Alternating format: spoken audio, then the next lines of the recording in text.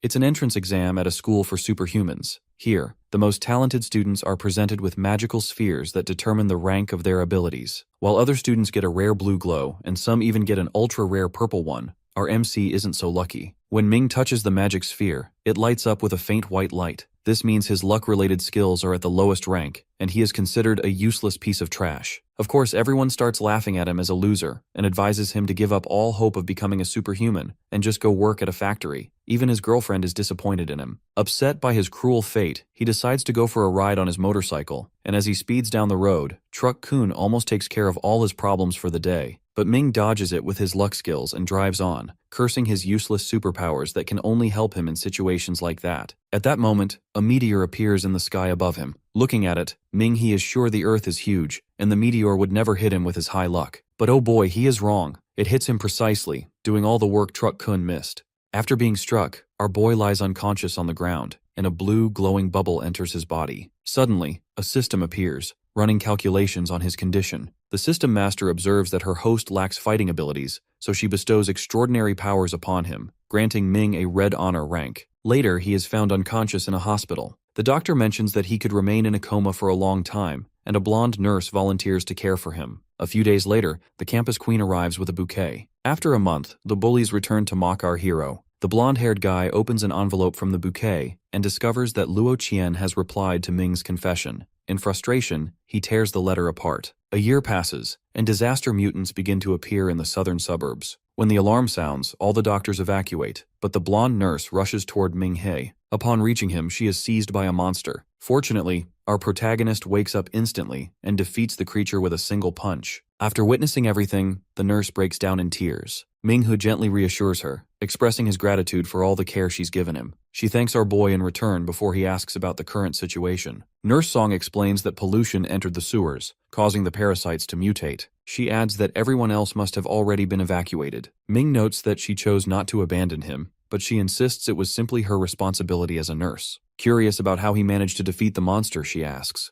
But our protagonist just shrugs and claims he practiced in his head. Deciding to move forward, Ming clears the hallway of monsters with his fists. When a monster approaches, the nurse screams, prompting him to use his sulfuric acid fist to take it down. She wonders if this power is his extraordinary ability, but our hero mentions that he actually failed the entrance exam a year ago. She jokes that perhaps the teacher was short-sighted. Afterward, Ming-he asks for more sulfuric acid. Meanwhile, elsewhere, a bridge is destroyed by mutated cockroaches advancing toward a bus full of passengers. Fortunately, a stellar rank extraordinaire arrives and begins shooting at the monsters, but is sadly taken down by a mutated rat. The bus teeters on the edge, about to fall after the mutated rat's attack. At the same time, Ming and Nurse Song have made it out of the hospital. The nurse spots the bus in the distance, realizing it carries people from the hospital. Our boy listens to a report about mutated magic rats and learns that authorities are seeking help from any unregistered extraordinaire. He asks for more details, mentioning that he's just a high schooler who failed the admission test. The reporter advises him to evacuate, but he remains determined to save the medical staff. The passengers scream as the mutated rat prepares to hurl their bus. Ming-hu and Nurse Song witness the chaos from behind. He instructs the nurse to hide while he confronts the mutated rat, but she worries about his safety. To reassure her, our protagonist reminds her that a nurse can't abandon her patient. He leaps forward, landing a punch on the mutated rat, wanting to test his new powers. However, our hero realizes that one swipe from its claws could be fatal. The rat launches a relentless attack, but Ming dodges every strike. Ming-hu counters with a series of punches. Just as he prepares to finish the fight, the rat's eyes snap open, and it begins crushing cars in a frenzy, hurling one toward him. This makes our boy realize that brute force alone won't be enough. Suddenly, he notices petrol leaking from the wrecked cars. The rat keeps launching vehicles at Ming, but he skillfully avoids each one. Eventually, the mutated creature grows exhausted and stands still. Seizing the opportunity, Ming steps forward with a lighter and tosses it onto the ground. Meanwhile, Nurse Song runs to the bus and checks on the passengers. The doctor steps out, squinting in surprise, and wonders if the person who saved them is truly wearing a hospital gown. Suddenly, an explosion erupts, and the mutated rat squeals in agony. Ming recalls from the report that the creature's weakness is fire. Using the flames from the explosion, he channels a flaming flames fist, finally taking down the mutated monster. One of the medical staff wonders if he might be a highly skilled extraordinaire, and a nurse speculates that he's the same patient who was recently in a coma. Nurse Song confirms his identity, telling them he's Ming-he, the student who wasn't accepted by the Extraordinaire Academy. Elsewhere at the command post, a blonde-haired girl warns Luo Qian not to approach the general rank monster. as it's already been dealt with. Luo Qian relaxes and asks who is responsible, but the blonde-haired girl admits she doesn't know, suggesting it must have been an unregistered extraordinaire. Changing the subject, she inquires about the source of the pollution.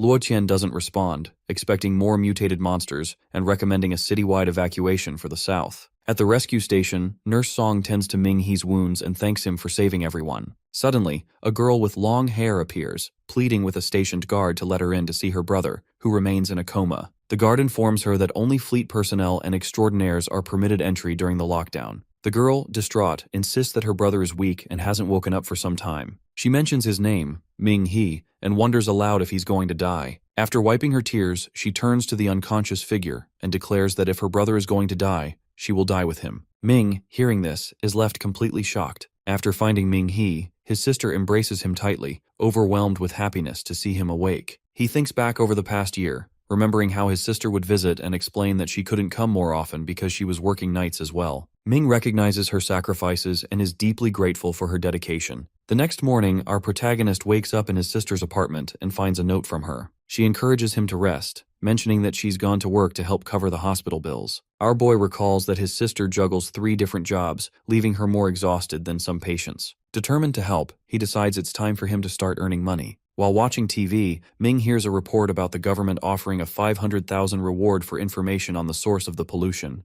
The news also notes a 3,000 reward for each mutant cockroach eliminated and 50,000 for every mutated rat taken down. Our hero realizes this could ease his sister's burden and might even allow them to move to a better place. He starts to wonder where the pollution source could be and resolves to investigate. Even if he doesn't succeed, he figures he can still hunt monsters to earn money, gain experience, and train his abilities. So Ming heads to the reward hall, introduces himself as an extraordinaire, and says he wants to hunt mutated cockroaches, asking if there are any specific requirements. The receptionist assures him that as long as he has basic extraordinaire skills, he can participate. After a quick assessment of his abilities, they'll issue him a novice extraordinaire badge. To reach a stellar ranking, though, he'll need to pass more challenging tests. Ming-Hu agrees, and the receptionist leads him to the training arena. She points out a dummy designed to measure strength and instructs him to hit it with everything he's got. Our protagonist wonders what score he needs to pass, then lands a powerful punch on the dummy, which cracks under the force. The result, 1,000 kilos. People nearby gasp in shock, realizing he shattered the previous record. The receptionist informs Ming-He that the old record was 800 kilos.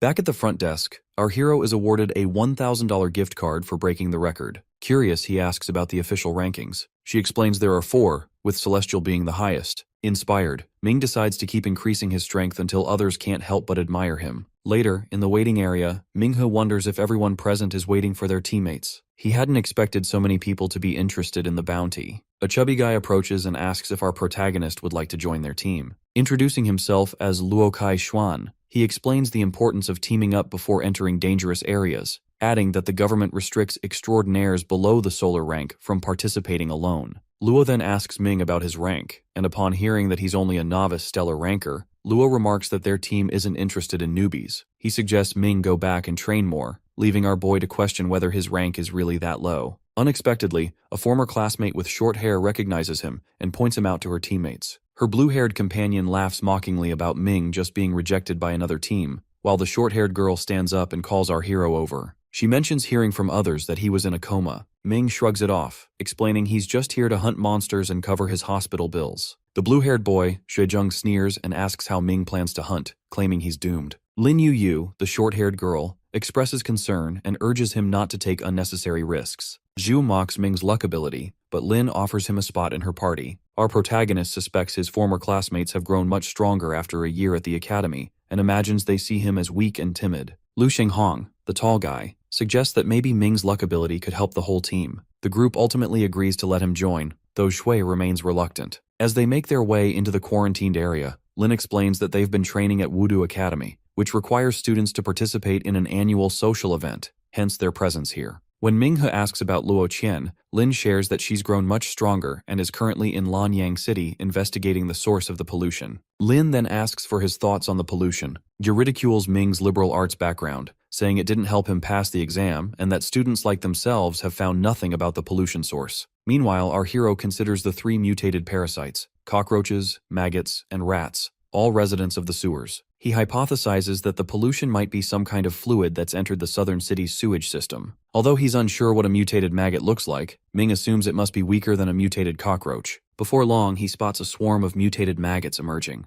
As the maggots approach, both Ming and Lin dash away, with our boy regretting that he overlooked the fact that maggots live in colonies. Reaching the other team members, Ming quickly informs them about the situation. As the swarm of mutated maggots closes in, Shui and the others rush toward a nearby building with reinforced glass for protection. Minghe suddenly notices that Lin has fallen behind, and without hesitation, he turns back for her. Ignoring her protests, our protagonist charges at the advancing maggots, smashes open a fire hydrant, and unleashes his explosive wave fists, scattering the creatures across the ground. Lin, amazed by his new strength, looks at him with admiration, even though she's well aware that his heart belongs to Luo Qian. Afterward, our hero and Lin make it safely to the building, reuniting with the rest of their team. The others fuss over Lin's condition, but Ming focuses on her safety, insisting she bandage her wounds before the maggot saliva can cause any harm. He then volunteers to check the building for more threats before additional creatures arrive. Wang Xiaodan, the teammate with a ponytail, scolds the group for not inspecting the building themselves, pointing out that Ming has clearly surpassed their expectations. Consulting the map, our boy heads into the laboratory area and examines the various specimen cages. Before long, he notices the glass wall of Eco Cage 9 has been broken for quite some time. Apparently, the specimen from that cage disappeared half a year ago. This discovery leads Ming-He to wonder if the mutation source could be affecting farm-raised insects, since only sewer insects have mutated so far. As he continues searching, our protagonist steps on an ID card for specimen number 9, which reveals the escaped creature is a giant centipede with human-like facial features and powerful predatory mandibles. Ming-Hu arrives at the back door of the building, only to find it locked. Reasoning that the maggots won't be able to get inside, since there are few exits and the sewer is fully sealed, he takes a moment to observe the area. During his watch, our protagonist spots Dr. Zhao heading toward a rundown building.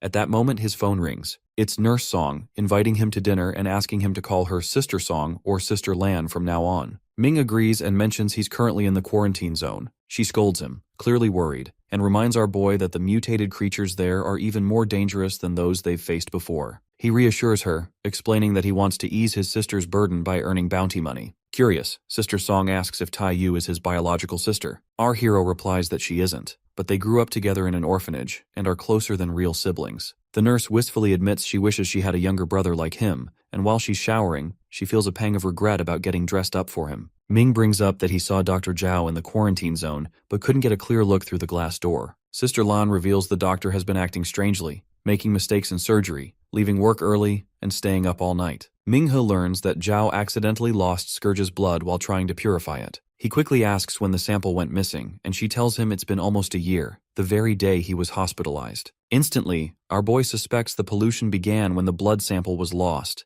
and that insects infected a year ago have now mutated. Nurse Song is skeptical, but Ming insists Zhao must have lied about losing the sample after purification. He deduces that the doctor is searching for it in the quarantine area, which is extremely risky given how mutated the creatures there must be. He urges her to contact the government about the situation, and she agrees. Meanwhile, Ming decides to go after Dr. Zhao himself. After rejoining his teammates and assuring them the building is secure, our protagonist announces that he's heading back out. Lin tries to stop him, but he leaves anyway. Outside, he notices dead maggots. They aren't moving for now. He makes his way down a dark alley, where a group of mutated cockroaches appears. After dispatching them swiftly, Ming-He continues on and eventually spots Dr. Zhao entering a dilapidated building. Inside the building, Ming-He spots a large hole in the floor with a rope ladder dangling from its edge. Without hesitation, our protagonist descends into the darkness below. In the basement, he sees Dr. Zhao moving toward the Lanyang water supply. As the doctor climbs up, Ming confronts him, demanding answers about his actions and bringing up the blood sample that went missing a year ago. Caught off guard, Dr. Zhao asks how Ming discovered the truth,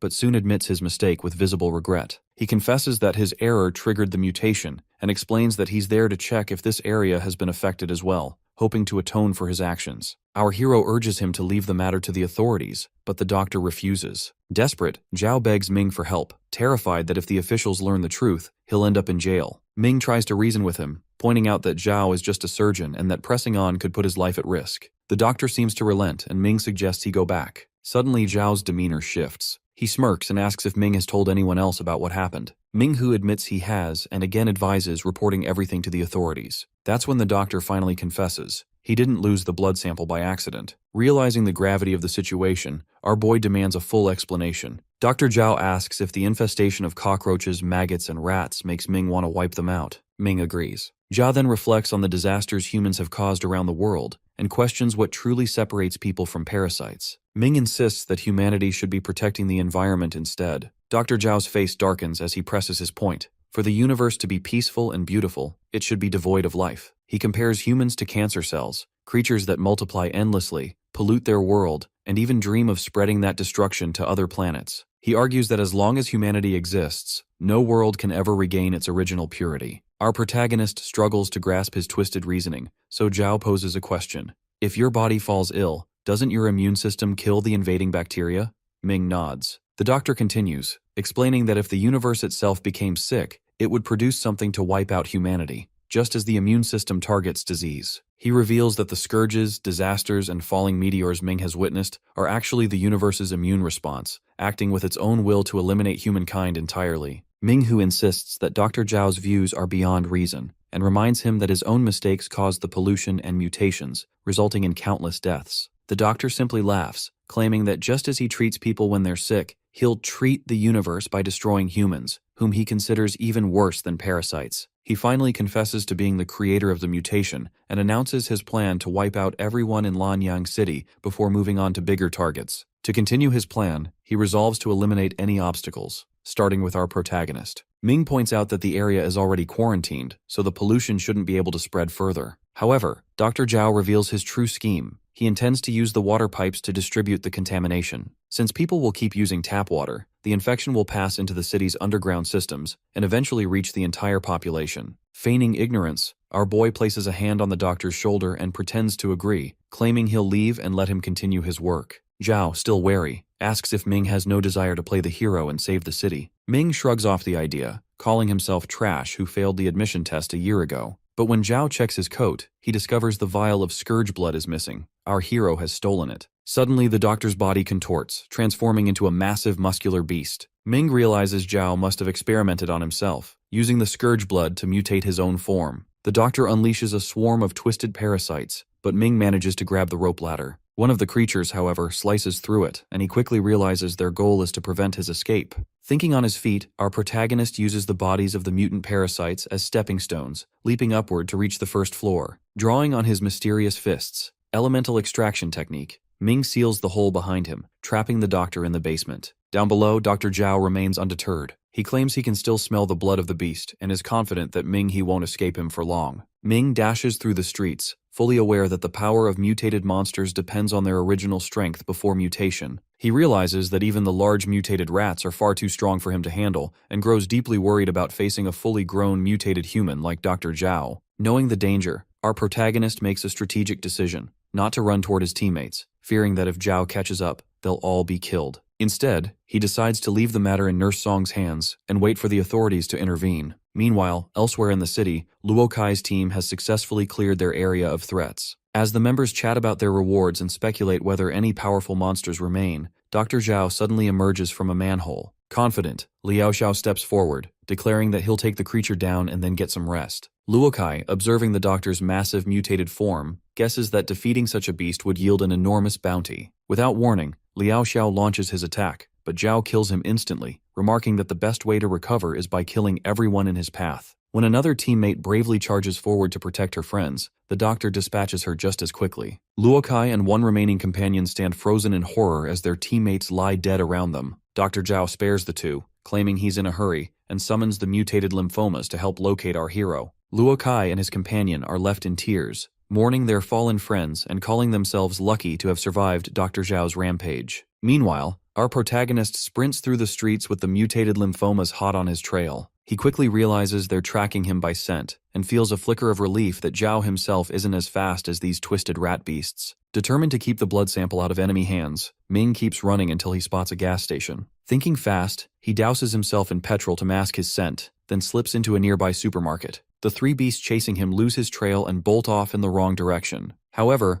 one with an especially sharp sense of smell manages to pick up his location and breaks away from the group to hunt him down. Ming knows that if he lets this creature live, it will track him anywhere, so he decides he must end it here and now. Our hero reminds himself that his mystical punch technique needs contact with a special medium to unleash its full potential. But since the supermarket doesn't have what he needs, he has no choice but to rely solely on brute strength. Bracing himself, he charges forward and lands a crushing punch on the mutated beast. Although it's knocked down, the creature quickly recovers and leaps back at him. Drawing on every ounce of skill and determination, Ming overpowers it and finishes it off with a devastating blow. Elsewhere, Dr. Zhao senses a change in his body and instantly realizes that one of his pets has been killed. He rushes to the scene, finds the slain creature, and orders the remaining beasts to devour its corpse so they can heighten their sensitivity to scent. Once the mutated monsters evolve, Zhao commands them to track down our boy and bring him back alive. Ming has finally managed to put some distance between himself and the strong scented sense demons, shaking them off at last. But just as he catches his breath, 3 powerful monsters appear behind him,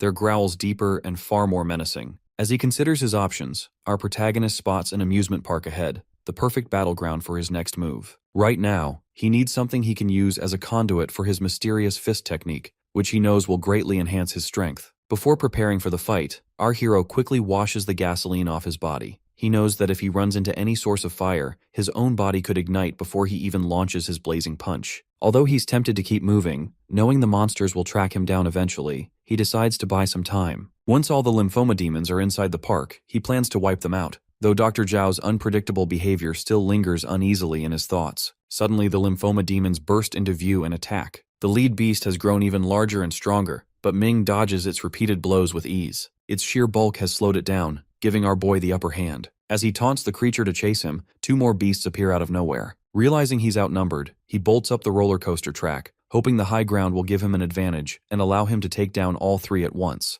The monsters pursue him relentlessly. When Ming reaches the top, he channels his focus and uses the metal track as a medium for his elemental extraction technique. Summoning every ounce of power, he punches the first beast, blasting a massive hole through its body and sending it crashing to the ground. In that moment, he realizes that after absorbing the metal, his fists have become strong enough to slay what appear to be warlord-rank demons. Still perched atop the track, Ming watches as one beast climbs toward him from above, while another circles around from below. Confident in his newfound strength, our hero prepares to strike before the one behind can close in. He lands a solid punch on the creature in front of him, aiming for its chest, but to his shock, the blow barely dents its thick bone-like armor. Ming can hardly believe how quickly these monsters are evolving. Ming battles the mutated beasts atop the roller coaster track, astonished by how rapidly they continue to evolve. Just as he's about to finish one off, it suddenly sprouts sharp bone spikes from its neck, making our protagonist mentally curse at how absurdly tough these monsters have become. The 2 creatures attack in a frenzy, but Ming dodges and defends himself with precise, agile movements. Finally, our hero lands a devastating punch that takes down one of the beasts, leaving only one remaining. He unleashes a flurry of heavy blows, yet the last monster barely flinches. Its eyes glow crimson with pure menace. Suddenly,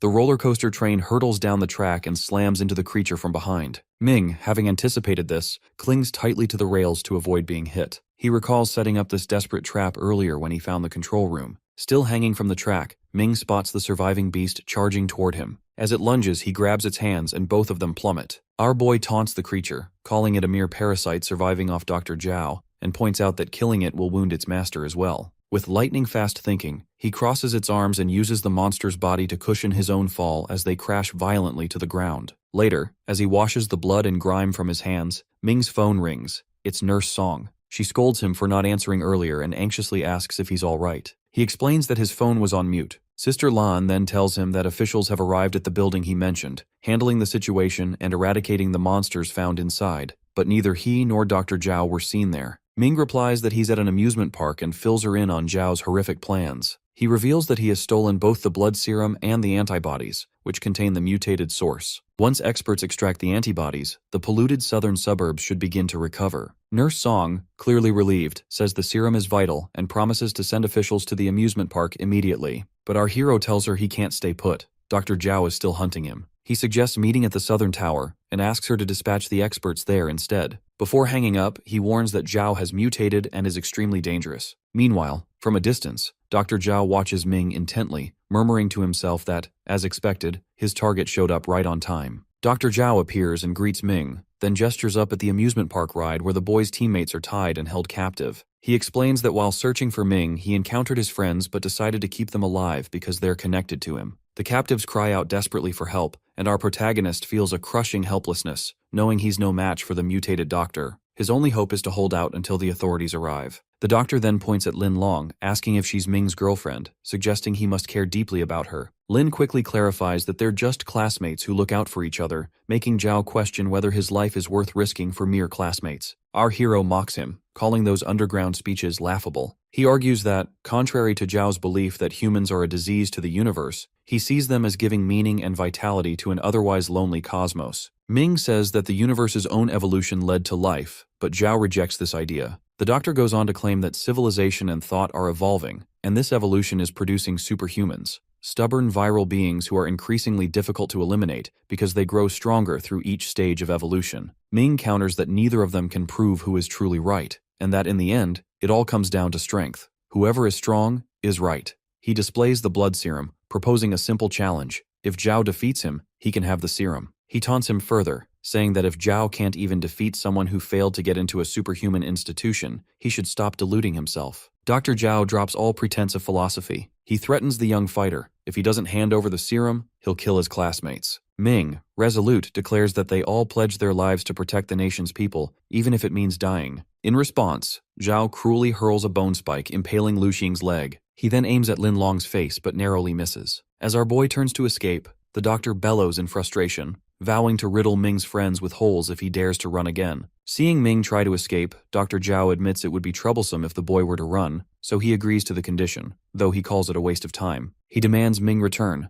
then launches a sudden attack, declaring that dodging and running will make the fight meaningless. To trap him, the doctor creates a barrier of bone spikes and warns that if Ming steps outside the boundary, he'll kill one of the students. Our protagonist accepts the challenge, but Zhao keeps taunting, bringing up Ming's failure in the admission test and how he fell into a coma afterward because he couldn't handle the truth. The doctor mocks him, calling him pitiful and claiming people only pretended to care, with even the flowers at his hospital bed arranged by a teacher who forced everyone to participate. Ming dodges a barrage of bone spikes, each attack laced with another cruel jeer. Jay reminds him of how he once called his own life sad, questioning why he's trying to play the hero now. One of the strikes lands squarely on Ming's chest, blood gushing out. From above, the wounded Lin Long pleads for him to run and save himself. But our hero grits his teeth and rises to his feet again, refusing to give up. Zhao sneers at his determination, saying nothing will change no matter how many times he stands up. As the doctor charges for another attack, Ming spits blood into his eyes, momentarily blinding him. His hands glow with energy as he realizes his own blood is one of the strongest mediums for his mystic punches. He lands a devastating blow that sends Zhao crashing into his own bone spikes. The classmates cheer wildly. He saved them. Lu Xing cries out about his bleeding wound while Lin Long urges Ming to tend to his own injuries. But Zhao isn't finished. He rises, tearing the bone spikes from his flesh, and asks if Ming's punches come from some advanced evolution talent. The young fighter answers with another punch to the face, but Zhao barely flinches, admitting the blows are heavy but ultimately useless against him. He recalls Ming's flaming punch from the bridge, but before he can finish his thought, Ming unleashes a relentless flurry of strikes. Still, the doctor stands tall, taunting that Ming's talent is indeed interesting, but warns that against a master-rank beast, his strength is far too weak. As the intense battle continues, one of Ming's classmates questions whether his talent is nothing more than a white dusk-ranked invisible power, implying it's not something that can turn the tide in a real fight. Wang Xiao, however, insists that he's the strongest among them and encourages him to muster even more strength. Dr. Zhao steps forward, declaring himself to be a leader-rank monster and asserting that Ming can't possibly defeat him. The doctor mocks him for being weak, claiming he isn't the only one with fists, and launches a furious series of punches. Our protagonist does his best to block, but Zhao's attacks have become noticeably faster ever since his hands transformed. He manages to dodge and defend for a while, but a single misstep sends him flying. Bone spikes erupt from the doctor, shooting toward him. Yet, to Zhao's surprise, none of the spikes hit their mark. The doctor remarks on the young fighter's unusual luck, calling his luck power useful and tough to deal with. With a sinister grin, he picks up another spike and turns his attention to the classmates, taunting that they are not as lucky. He prepares to attack them mercilessly. Ming shouts to remind Zhao of their deal, but then realizes with horror that he's already crossed the boundary. In a flash, a spike pierces straight through Lin Long's chest. Our hero is filled with rage and despair as crimson energy surges around him. The doctor calmly explains that she won't die instantly, but without treatment within 5 minutes, she won't survive. Enraged and desperate, the protagonist wounds his own hand on one of the sharp bone spikes, letting his blood flow. He glares at Zhao and with grim resolve declares, "If that's the case, then I'll kill you within 5 minutes." Ming charges at Dr. Zhao and lands a solid punch, but Zhao counters with another brutal strike. Undeterred, our protagonist keeps fighting, refusing to yield. The doctor mocks him, declaring that even if Ming pours out every drop of blood, it won't be enough to kill him. He taunts that if he simply stays on the defensive, Ming will die from blood loss, sneering that his struggle is pathetic. Zhao's psychological assault deepens as he jeers that doctors hate suicide survivors, as if failing to die means having no purpose in life. He calls Ming weak and pitiful for having once wanted to end his life but failing even at that. He dredges up the past, how Ming's sister had to beg to keep him from being kicked out of the hospital room, and how they both lived at the bottom of society, working tirelessly for those in power. With a heavy blow, Zhao declares he'll kill Ming to free him from being a burden to others. Leaping high with hands bristling with sharp bones, the doctor crashes down, shouting for Ming to die. Our hero narrowly escapes but accidentally steps outside the boundary again. Zhao coldly reminds him that dodging only means more of his classmates will die. But Ming, filled with fiery resolve, declares that he's grateful for his life, and that his sister has always cared for him. Zhao scoffs, but Ming presses on, saying his sister sacrificed her dignity to beg for his sake because he's her only family. He reminds the doctor that even Nurse Song never abandoned him, not even during his mutation. Ming vows not to abandon Lin Long, who helped him, and recalls how his classmates all contributed to pay his hospital bills. With defiance blazing in his eyes, our protagonist asserts that even if Zhao can't be completely destroyed, his punches have left real marks, 49 in total, on the enemy's body. Gathering his energy for one final strike, Ming channels the star-marked multiple fists technique, his entire body erupting in blue spirit energy. Zhao stares in disbelief, recognizing it as the legendary blue spirit talent, and realizes he's been defeated by someone he once called trash for failing the school exam. Blue energy explodes outward. Ming's classmates gaze in awe as Zhao finally collapses beneath the overwhelming assault. Standing tall amidst the fading light, Ming proclaims that he may not be extraordinary,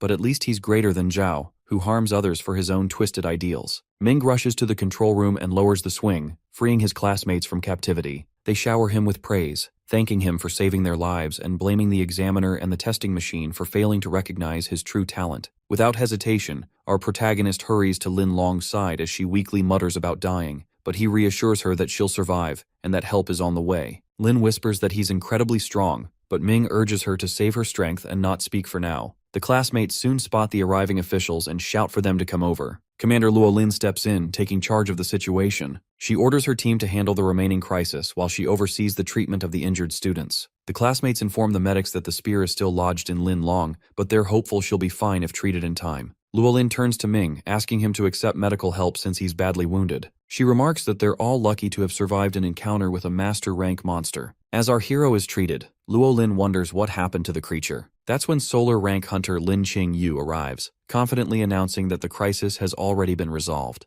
Luo Lin cautions him not to act so hastily during missions, warning that there could still be an enemy ambush. But Lin Qing Yu reassures her that the mutated human responsible for the disaster is dead, having used pollution mutation to retrofit himself. The commander's expression brightens as she asks who managed to kill the monster. Ming's classmates eagerly point to him, and he confirms that he's the one who defeated Dr. Zhao. He also hands over the blood serum, explaining that he took it from the doctor. When asked about his rank and how he pulled off such a feat, our protagonist calmly explains that his superpower evolution ability is still at its first stage, and that he's only a trainee starlight rank. Luo Lin is stunned, exclaiming that the monster had recently killed 2 Moonbright rank hunters. Wang Xiao steps forward, clarifying that Ming only just became a super evolution hunter and didn't even pass the school entrance exam. The commander recognizes his voice as the one who disobeyed orders over the walkie-talkie and calls him arrogant. But a doctor interrupts, identifying Ming as the one who saved them on the bus in the south area, while Lin Long, her voice weak but proud, calls him the true hero who saved everyone, making the higher-ranked hunters seem useless by comparison. Humble as ever, our protagonist says he simply did his best to save his classmates. Impressed, Luo Lin smiles and invites him to join the official Super Evolution organization, promising excellent treatment, a high salary, great benefits, and joking that all the female colleagues are as pretty as she is. Lin Long teases Commander Luo Lin, telling her not to be shameless and insisting that none of the other women could possibly match her beauty. Luo Lin just laughs and turns to Ming, saying that while the Advanced Evolution School may not have wanted him, the official organization would gladly welcome him with open arms. Our hero tries to respond, but exhaustion and blood loss finally catch up with him, and he collapses where he stands. Doctors rush in, explaining that he simply pushed himself too far and lost too much blood. Later, a public report announces that, thanks to the efforts of advanced hunters and the official organization, all monsters in the southern area have been eliminated. The report highlights a mysterious hero who played a key role in resolving the crisis and promises a special interview with him once he recovers. At the hospital, our protagonist lies in bed with Nurse Song by his side. When he finally opens his eyes, she admits she was afraid he'd fall into a coma again. Ming, still weak, asks why she's there, and the nurse replies that the organization asked her to look after the city's new hero. She adds that plenty of reporters are waiting for an interview, but Ming's first concern is Lin Long. Nurse Song reassures him that Lin is in the ICU but out of danger, and she'll recover with time and proper care. Just then, the door opens and Lee General enters with Luo Lin. They ask about Ming's condition, and Nurse Song explains that his physique is remarkable. He recovers faster than most. Lee General thanks him on behalf of the organization for everything he's done. Luo Lin then invites Nurse Song out for shopping and a meal, and the two women leave, giving Ming and the General some privacy. Lee General takes a seat, his expression serious, and Ming senses there's more to this visit than a simple thank you. The General commends his perceptiveness and mentions that he spoke with the classmates about the battle with Dr. Zhao. From everything he's heard, Ming shouldn't have been able to defeat such a foe with his current ability level, but he's deeply impressed by what the young fighter accomplished. He continues, explaining that there's a common misconception. People often assume that the higher the rank, the stronger the person, but that's not always true. Victory, he says, isn't determined by evolution ability alone. It's also about intelligence and wisdom. When Ming humbly attributes his survival to luck, Lee General shakes his head and corrects him. Luck might carry someone for a moment, but it doesn't explain everything. He points out how long Ming lasted in battle, something no amount of luck could achieve. Then his tone darkens as he brings up Zhao's words about the main body's immune system and its mission to eradicate humanity. The General encourages Ming to reflect on the term authority, hinting that not everything Zhao said was mere madness. There may be deeper truths behind the authority that governs evolution and calamity in their world. Lee General tells Ming that the second matter is a formal invitation. Luo Lin has recommended him, and the organization hopes he'll join. He notes that Ming's ability has indeed brought him luck. After all, being in a coma for a year and waking up with a purple soul rank is a rare blessing born from misfortune. Our hero nods, but as the General presses him for a decision, he hesitates, still pondering everything he's heard. The officer then shifts to a more serious topic. Based on research, the scourges that have invaded Earth originated from meteors. Each meteor, he says, carries a creature inherently hostile to humans. This, he explains, is simply the nature of all living things. Earth's life force itself is driven by survival. He then asks what our protagonist thinks the instinct of these meteor-born beings is. Ming replies, to kill, and Lee General agrees, explaining that their primary instinct is indeed to kill until humanity is extinct. He then asks if that means humanity really is the cancer cell of the universe's main body, as Zhao claimed. The General responds that, if anything, humanity's first instinct is survival, and the second is exploration. But even super beings don't know the ultimate answer. They're still on instinct number 2. When our boy wonders why, if the universe rejects humanity, it would bestow advanced evolution abilities, Lee General suggests that those born with such powers are humanity's best defense against these menaces, perhaps the universe's newborns, invaders, or even its own viruses. Until the truth is uncovered, he says, super beings will persist, carrying the flame of civilization and refusing to be defeated. Ming quietly resolves that, while he can't save all of humanity, he will at least protect those close to him. Before leaving, Lee General has 2 questions, insisting on honesty. He recounts the event a year ago when an outer meteor, Goddess Queen, entered Earth's atmosphere, changed course, and exploded above the planet. Ming was nearby and fell into a coma for a year. The General asks what he saw.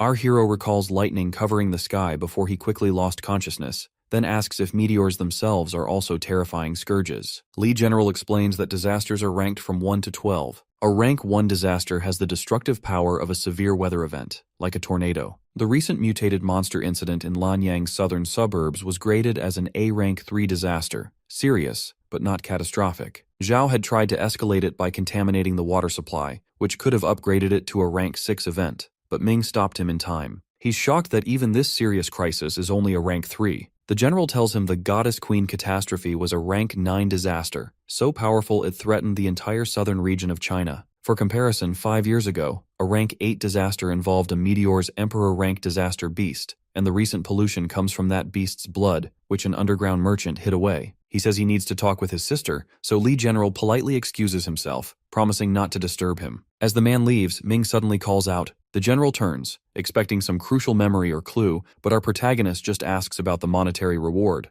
Lee General laughs, assuring him he'll get every penny and departs. Left alone, Ming sits in meditation to cultivate his energy. His consciousness drifts to a strange, different place, where he addresses a sculpture, asking if she heard what Lee General said. Suddenly, blue light bursts from the sculpture, and it transforms into a beautiful woman. Our hero stands before her and asks, "Are you really a rank 9 disaster?" The woman insists that he is at least rank 11, which makes our protagonist wonder if she was really sent to destroy humanity. She affirms that everything Dr. Zhao said is true, labeling humans as greedy, and explaining that this greed has already tainted the universe's main body. Sitting on the stairs, our boy says this is yet another reason why he won't let her out. She reminds him that she gave him space to train while he was in a coma, which is exactly how he was able to defeat Zhao. He explains that their relationship is symbiotic. If one dies, the other will eventually perish as well. The goddess says that due to an accident when she descended, she ended up residing in his body and calls him a weak host. She argues that his fist's instincts are not to kill, as Li General claimed,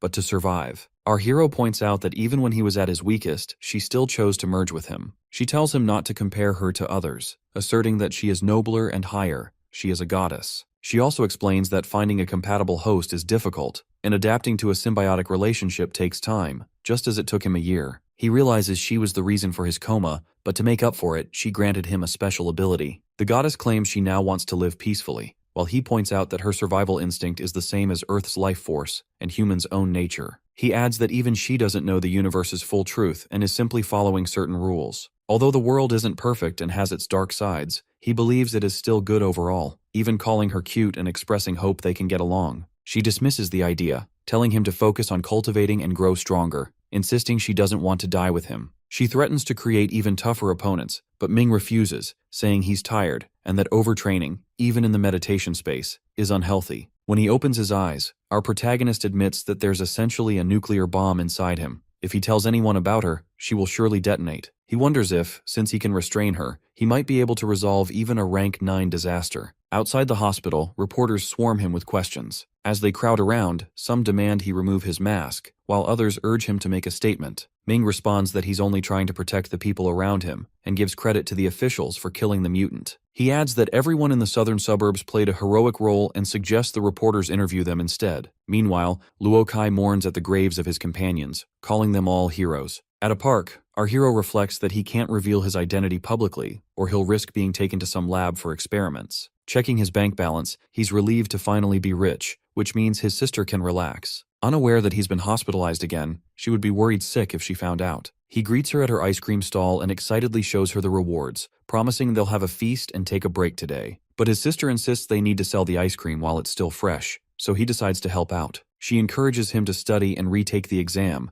praising the hero who dealt with the southern suburbs incident. Reminding him of his own dream to become a super being, she suggests he use that hero as inspiration to pass the exam. Privately, our boy muses that he actually is the hero and tells her that his doctor advised him to get fresh air, so he'll stay and help. Nearby, Luolin watches and calls him foolish for rejecting fame just to help his sister. She calls to discuss joining the officials, but Ming says he wants to focus on studying and try for special recruitment. Luolin explains that the Special Recruitment Department, Trell and Frank, allows members to move freely without being tied to full-time city protection. He can join other legal super being groups and only needs to help officials in emergencies or special cases. Members receive official authority and an annual fee, which would help with school expenses. He'll have plenty of freedom, only needing to participate in at least 2 missions a year to keep the benefits. He replies that they can always call him if they need help, since protecting the country is his duty. Luolin compliments his way with words, and officially welcomes him to the Dragonfang Special Recruitment Team. After Ming's sister finishes selling all the ice cream, she joins him and asks about his phone call. He tells her that he's gotten a job now, so he no longer has to wake up early to earn extra money. He adds that they'll soon be moving to a new house since his salary is good. She says this calls for a celebration,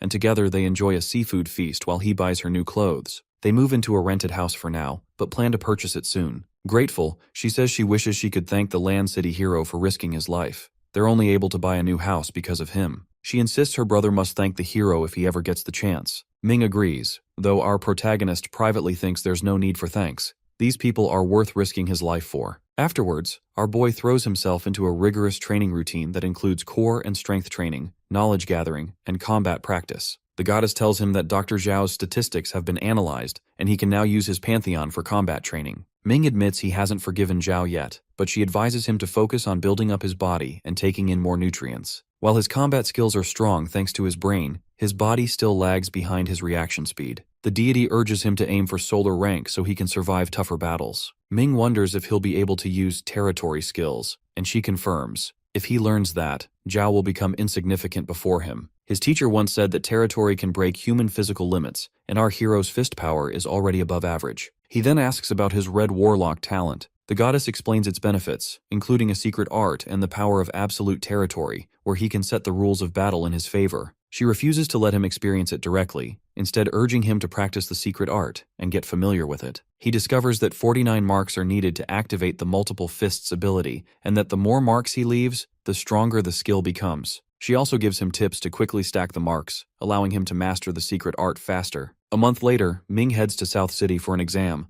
asking his sister not to worry about him. Meanwhile, at South City's Bingshan Industrial Park, 2 guards patrol in thick fog. One suggests they give up because they can't see anything, and as they try to return, they realize they're lost and have wandered into a strange place. Suddenly, one hears a noise, and when he checks, he finds his companion being devoured by a giant monster. As the guard flees to the control room, he grabs his phone but suddenly spots a figure outside. He calls out, warning them of the danger. The figure approaches, a woman with long, monstrous hair. Her hair snakes forward, grabbing him and killing him instantly, while outside, another creature prowls through the mist. Nearby, a terrified girl hides, struggling to stifle her cries, but the monster woman moves on without noticing her. Meanwhile, Ming rides a train along the same route, chatting with his sister. He assures her that he's financially secure now, and that a friend will help him find a place to live. Crew member Tak Shin is asked how much longer until they reach the city. She replies that it'll be about an hour. She then asks a woman if she's bringing her daughter to study, and the woman proudly explains that her daughter, Fang Nian, was the top student in Lanyang City, and has been admitted to the city's advanced evolution school. Passengers admire the girl's beauty and talent, while some share stories about their own struggles with the challenging exam. Ming glances her way, quietly admiring her ability, and reflecting that,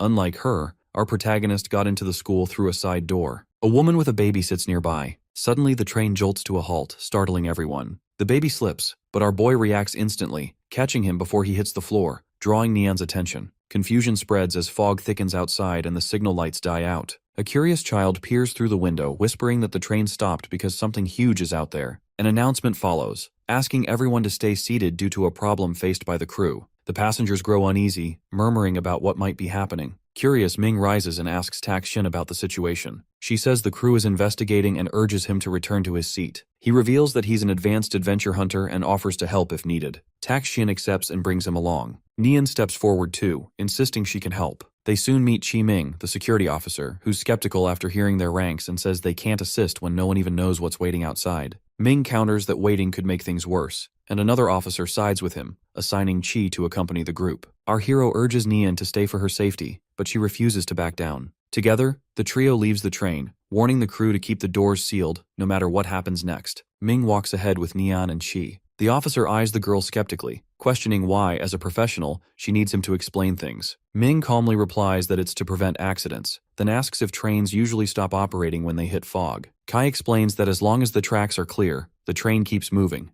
The system only halts when it detects something ahead. Our protagonist notes that must be why it stopped now, but Chi waves it off, saying it's probably just animals like pigs or chickens. Meanwhile, back on the train, Tak Shin notices a girl standing outside. Remembering Ming's warning, she refuses to open the door. A passenger steps up, insisting she let the woman in, certain she must be frightened. Tak Shin explains that the doors are locked and no one could have exited, but the man accuses her of being heartless and unlocks the door himself, calling for the woman to come inside. The woman steps forward, revealed to be a monster. Her thick, writhing hair lashes out, seizing the man and swallowing him whole. Tak Shin screams and lunges to pull him free, but the creature's hair nearly catches her too. She barely manages to slam the door shut before being dragged away into the fog. Inside, a group of passengers play cards to pass the time. One wonders how long the issue will take to resolve, and a crew member assures them the situation is under investigation. Later, someone notices Tak Shin's absence and complains that she must have forgotten to lock the door, unaware of the horror unfolding just outside. Ming observes the devastated landscape,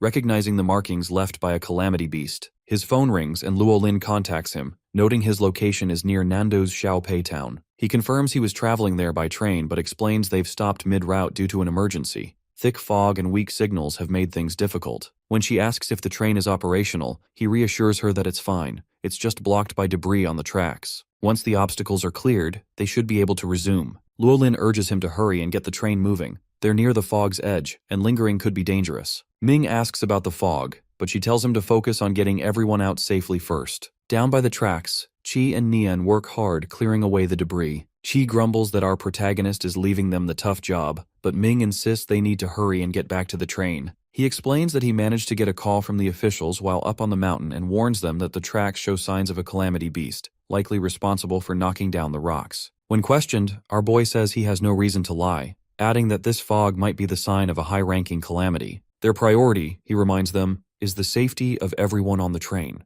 As they rush back, Chi stumbles and finds a corpse, shouting an alarm. Suddenly, the monstrous woman appears, attacking them. Our hero quickly pulls Nian out of harm's way. He tells her to run and hide, but she insists on fighting alongside him. The creature snares him with her hair, dragging him closer, but he breaks free with a powerful punch. Nian is awestruck by the force of the blow, noting it surpasses what's expected from a starlight rank. The monster, undeterred, steadies herself and prepares for another attack. The monster charges again, but our protagonist counters with a relentless flurry of punches. Nian watches in amazement as Ming's eyes glow blue, each strike landing harder than the last. Finally, the creature's body splits open, revealing a human inside, Tax Shin. Our hero quickly pulls her free, unsure if she's still alive, while the wounded beast retreats into the mist. He helps the unconscious woman back to the train, where the crew anxiously crowds around, demanding to know what happened. They board and secure the compartments, locking every door before setting off once more. Meanwhile, in Shaoxi, Qing is on a call with Luo Lin. Luo Lin explains that officials detected a calamity meteor about a month ago. Although no alien life was found, only thick steam,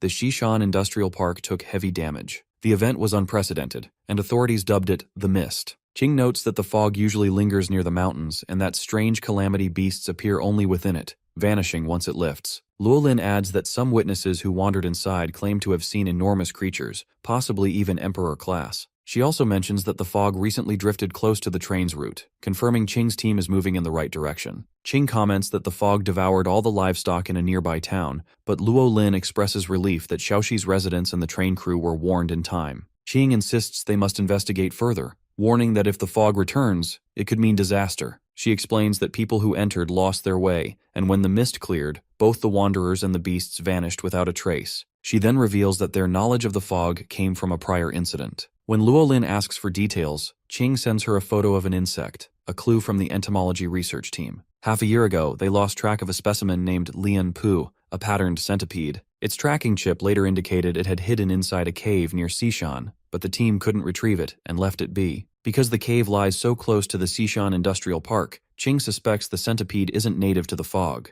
Luo Lin confirms they were alerted the moment its location changed. Both agree that recapturing the creature could reveal key information about the phenomenon, and Qing vows to bring it back alive. Suddenly, the giant centipede appears before her, swallowing a pig whole in a single gulp. Ming sits in the ambulance with Qi, who thanks him for saving everyone's lives and admits he never expected a Starlight trainee to be so strong. Our hero shakes his head and points to Tax Shin, saying she's the real hero for protecting everyone and stopping the monster from getting in, calling her honorable. Once they reach the hospital, Ming receives a call from an unknown number. He immediately recognizes Luo Qian's voice. She says she got his number from Lin Long, who also told her he was coming to South City. When Ming asks why she didn't call earlier, he explains something happened on the way, and she quickly realizes it must be related to the fog incident. Luo Qian says she'll come find him, and he suggests meeting outside the city's evolution school. She agrees. As he waits, our protagonist recalls proposing to her, and concludes that her silence must have been a rejection. Meanwhile, Luo Qian talks with her friend, convinced Ming must have read the letter she left for him in the hospital, the one where she wrote that they could start dating once he recovered. Her friend insists she only feels sorry for him and warns that he has other options, urging her to be honest. Luo Qian admits she's liked Ming for a long time, though her friend hadn't realized it before. Now, as the school's goddess, the friend warns her not to date out of pity. Luo Qian insists he's a good person, and she wants to give it a try, promising to tell him if it doesn't work out. Despite her friend's protests, she decides to see where things lead.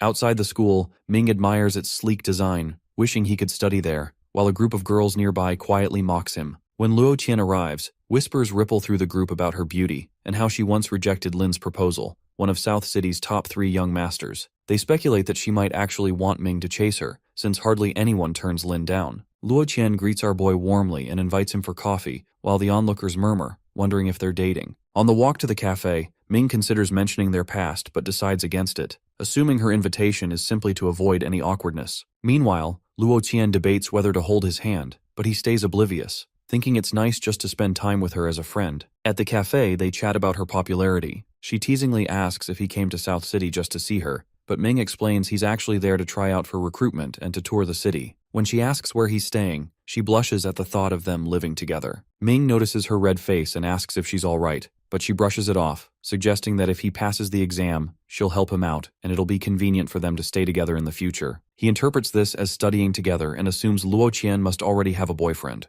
Luo Qian then asks about the fog incident, and Ming tells her everything, even handing over his hunter badge for her to see. As they talk, Fang Kai arrives, sneering at our protagonist's low rank and mocking that it's embarrassing to have someone like him as an old friend. Kai complains to Luo Qian for not telling him that Ming was coming, saying he would have gathered all their classmates. She replies that she wanted to talk to him alone, and Ming agrees, asking Kai not to interrupt. Just then, she gets a call and asks them to stay quiet. Kai leaves, muttering curses under his breath and grumbling that as the school's goddess Luo Qian deserves someone like him, not Ming. After finishing her call, she apologizes, explaining that she has to leave for something urgent. Our protagonist reassures her that they'll meet again, and she waves goodbye before heading out. Outside, she meets her brother, who tells her they need her lightning control ability, and that they'll discuss the details in the car. Ming watches from inside, mistakenly assuming the man is her boyfriend, and decides he shouldn't bother her too much in the future. At the special recruitment area, two students gossip about the upcoming exam, noting that it happens every year after freshmen arrive. They claim the process is rigged with money and connections, and that anyone with real ability would have already passed the official exam. As our boy walks by, a student named Ling Hui approaches and suggests they go in together since they're both there for the exam. Ling asks how much he donated, but Ming looks confused.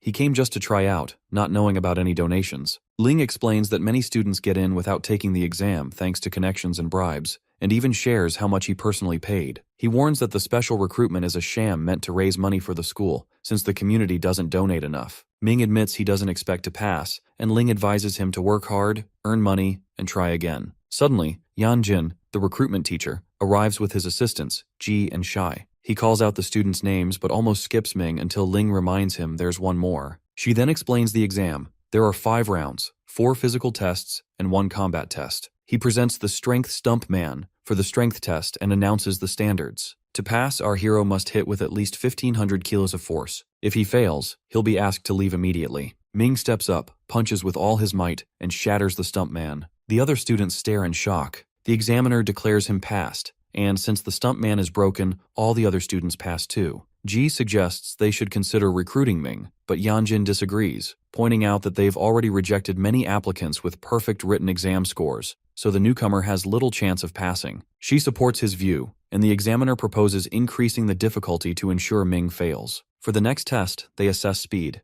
Anyone who gets knocked down by a general rank red cheetah will fail. Yan instructs the handler to have the beast go easy on the other students, but to target Ming specifically. The test begins. The cheetah chases another student at first, but stops on command. When it's our protagonist's turn, he sizes up the creature, thinking it doesn't seem that strong and he should be able to handle it easily. As it lunges at him, he dodges and tries to redirect it toward the others, but it keeps focusing on him. Realizing tricks won't work, our boy decides it's time to show off the results of his months of training. He takes off at an incredible speed, leaving the examiners amazed, though they insist he'll eventually tire out since there are still 15 minutes left. 10 minutes in, however, it's the cheetah that gets exhausted instead. Ming taunts the beast, joking that now it's his turn to chase, and if he catches it, he'll break all its teeth. The test ends soon after, and the exam moves on to the 3rd round, reaction speed. Impressed by Ming's strength and skill, Jay once again recommends recruiting him, but the examiner refuses. Another assistant notices that Yan Jin seems to have a personal grudge against the young man. Yan recalls a recent bribe. Someone paid him to make sure their talented son, who will miss the official exams, gets a spot. That means Ming must not pass. The 3rd round begins, featuring a withered tree polluted by a disaster. Ji explains that although the tree is dangerous, it won't kill anyone, just injure them if they're hit. Shai uses fresh blood to rile it up, making it attack more aggressively. All the other candidates manage to pass. When it's our protagonist's turn, the assistant applies an extra amount of blood, sending the tree into a frenzy. Our hero, however, dodges every strike with ease, remarking that even bullets wouldn't hit him. The examiner is baffled and asks Shai if he's going easy on him. In response, Shu dramatically deepens the cut on his own hand to draw more blood, but even then, Ming avoids every attack, using his secret art to stay untouched. The spectators are amazed, wondering who he really is, while Ming himself thinks the tree is actually great training. Wu rushes forward, praising the display and insisting he should be recruited. The examiner, still reluctant, argues that the combat round is the most important test. Meanwhile, Shai ends up in the hospital after losing too much blood. Rumors spread that he tried to harm himself because his girlfriend is cheating, but he denies it and explains what really happened with the tree during the exam. The examiner and students gather in the room for the talent rank test for super beings. Yanjin announces that, according to the records, Ming has the White Dusk rank. Our protagonist questions why this test is scheduled last, pointing out that failing it would render all previous rounds meaningless. Yan responds that he'll go last and tells the others to begin. Ling is the first to take the test and achieves the Purple Soul rank, as do all the other students. Yan then reveals that he reviewed our hero's school record from the previous year. Although he scored perfectly on the theoretical exam, his hidden super being talent was deemed useless. When questioned about this, Yan explains that at university, students quickly learn that super being talents can actually be altered. He describes a substance called life droplet, secreted by the Scourge, which super beings can use to replace their original talent and gain new abilities. With enough money and resources, anyone can upgrade their talent, even from White Dust or Blue Spirit to Purple Soul. Yan claims that this is how the other students obtained their rank. The revelation leaves our protagonist deep in thought, recalling the goddess's advice that concealing one's true power is the first rule of survival. He decides there's no need to reveal his true Red Warlock rank. Yan says that Purple Soul is the minimum requirement, but warns that secret arts grant unimaginable destructive power. He questions whether the young man can withstand the secret arts of those with that rank. Our hero calmly replies that he understands how dangerous secret arts can be, even threatening one's ability to fight. Yan ridicules him, insisting that his art is nothing compared to the solid foundation the others possess. Undeterred, he thanks the examiner for the reminder that a strong foundation will make his secret art even more powerful. He steps forward, gripping the test globe. At first it glows blue, but then it suddenly turns purple, stunning everyone. The examiner exclaims that it's impossible. Ling interjects, reminding everyone that he himself taught the protagonist that super being talents can be exchanged. Ming confirms he's passed the test and remarks that since everyone achieved the Purple Soul rank, they all deserve the highest points. Ji compliments his talent, but Yan reminds everyone that there's still one final round to go. Shai tells the group to take a break while they invite a senior student for the real combat portion of the test. As the students quietly discuss our boy, Kai offers to participate in the combat round. Ji points out that since Kai entered the school with the third highest score and has a year of training, it would be unfair for him to help with the test. However, another assistant argues that they should keep the standards high and let him participate, even though he's ranked among the school's top 10. In the combat arena, a crowd gathers as GE announces that the upcoming match will be open to the public. Shai reads out the exam list. Ming will be fighting against Kai. The audience cheers for Kai, impressed that he's ranked in the school's top 10, as both competitors step onto the field. Kai greets our protagonist, saying that even though they used to be classmates, he won't hold back. Our hero responds in kind. As the match starts, Kai charges in with his berserk wind tackle, but it doesn't faze him. Ming, with a hint of mockery, says he'll play along and admits he's disliked Kai since high school. His opponent, growing angry, calls our boy a failure who couldn't even pass the entrance exam. Ming accuses him of always causing trouble between him and Luo Qian, and recalls how Kai, along with Shui Zheng and Lu Xing, would team up with other classes to ostracize him. Kai mocks our protagonist, calling him a mere laborer who only knows how to carry bricks and claiming he isn't worthy of even being at the school. When questioned why he's participating, Kai says he was requested to help, and the assistant teacher confirms that he volunteered specifically to fight Ming. Frustrated, Kai insists that as the examiner, he can decide who passes or fails, and declares our hero unworthy of the school and of Luo Qian. Ming retorts that if Kai truly likes Luo Qian, he should prove it through effort and ability, not by following her everywhere. He points out that Kai was rejected by her, and is now trying to assert his superiority. Losing his temper, Kai calls the school a sacred place where people like Ming don't belong, insisting he's only fit for construction or dishwashing jobs. Ming responds that this is the real Kai, but it won't affect the beating he's about to receive. Kai demands he kneel and beg for mercy, proclaiming his authority as examiner. The protagonist coolly replies that this is the perfect chance to finally give Kai the beating he deserves, without worrying about medical bills since it's part of the exam. Before Kai can respond, Ming lunges forward to attack. Kai blocks the first strike, but the next punch sends him flying, blood spraying from his mouth. Regaining his composure, Kai uses his spirit skill, Berserk Wind Whip, summoning swirling winds around himself. Confident, he taunts that our boy won't be able to get close, questioning how he'll even fight back, and boasts that his abilities are nothing compared to his own. He then unleashes his Wind Python attack, surrounding himself with powerful, swirling energy. Our boy instantly recognizes the spirit technique and quickly fuses the sand, coating his hand as he attacks with his mysterious fist. The opponent, Kai, floats in the air with a confident smile, but that expression falters when he notices the sand swirling beneath him. Suddenly, a massive sand fist slams into him, sending him crashing to the ground. The onlookers start to question whether Kai really deserves his spot in the top 10, since he's being beaten by a newcomer, while others agree that Ming is truly strong and deserves to date Luo Qian. Kai gets back to his feet and reveals his hidden ability.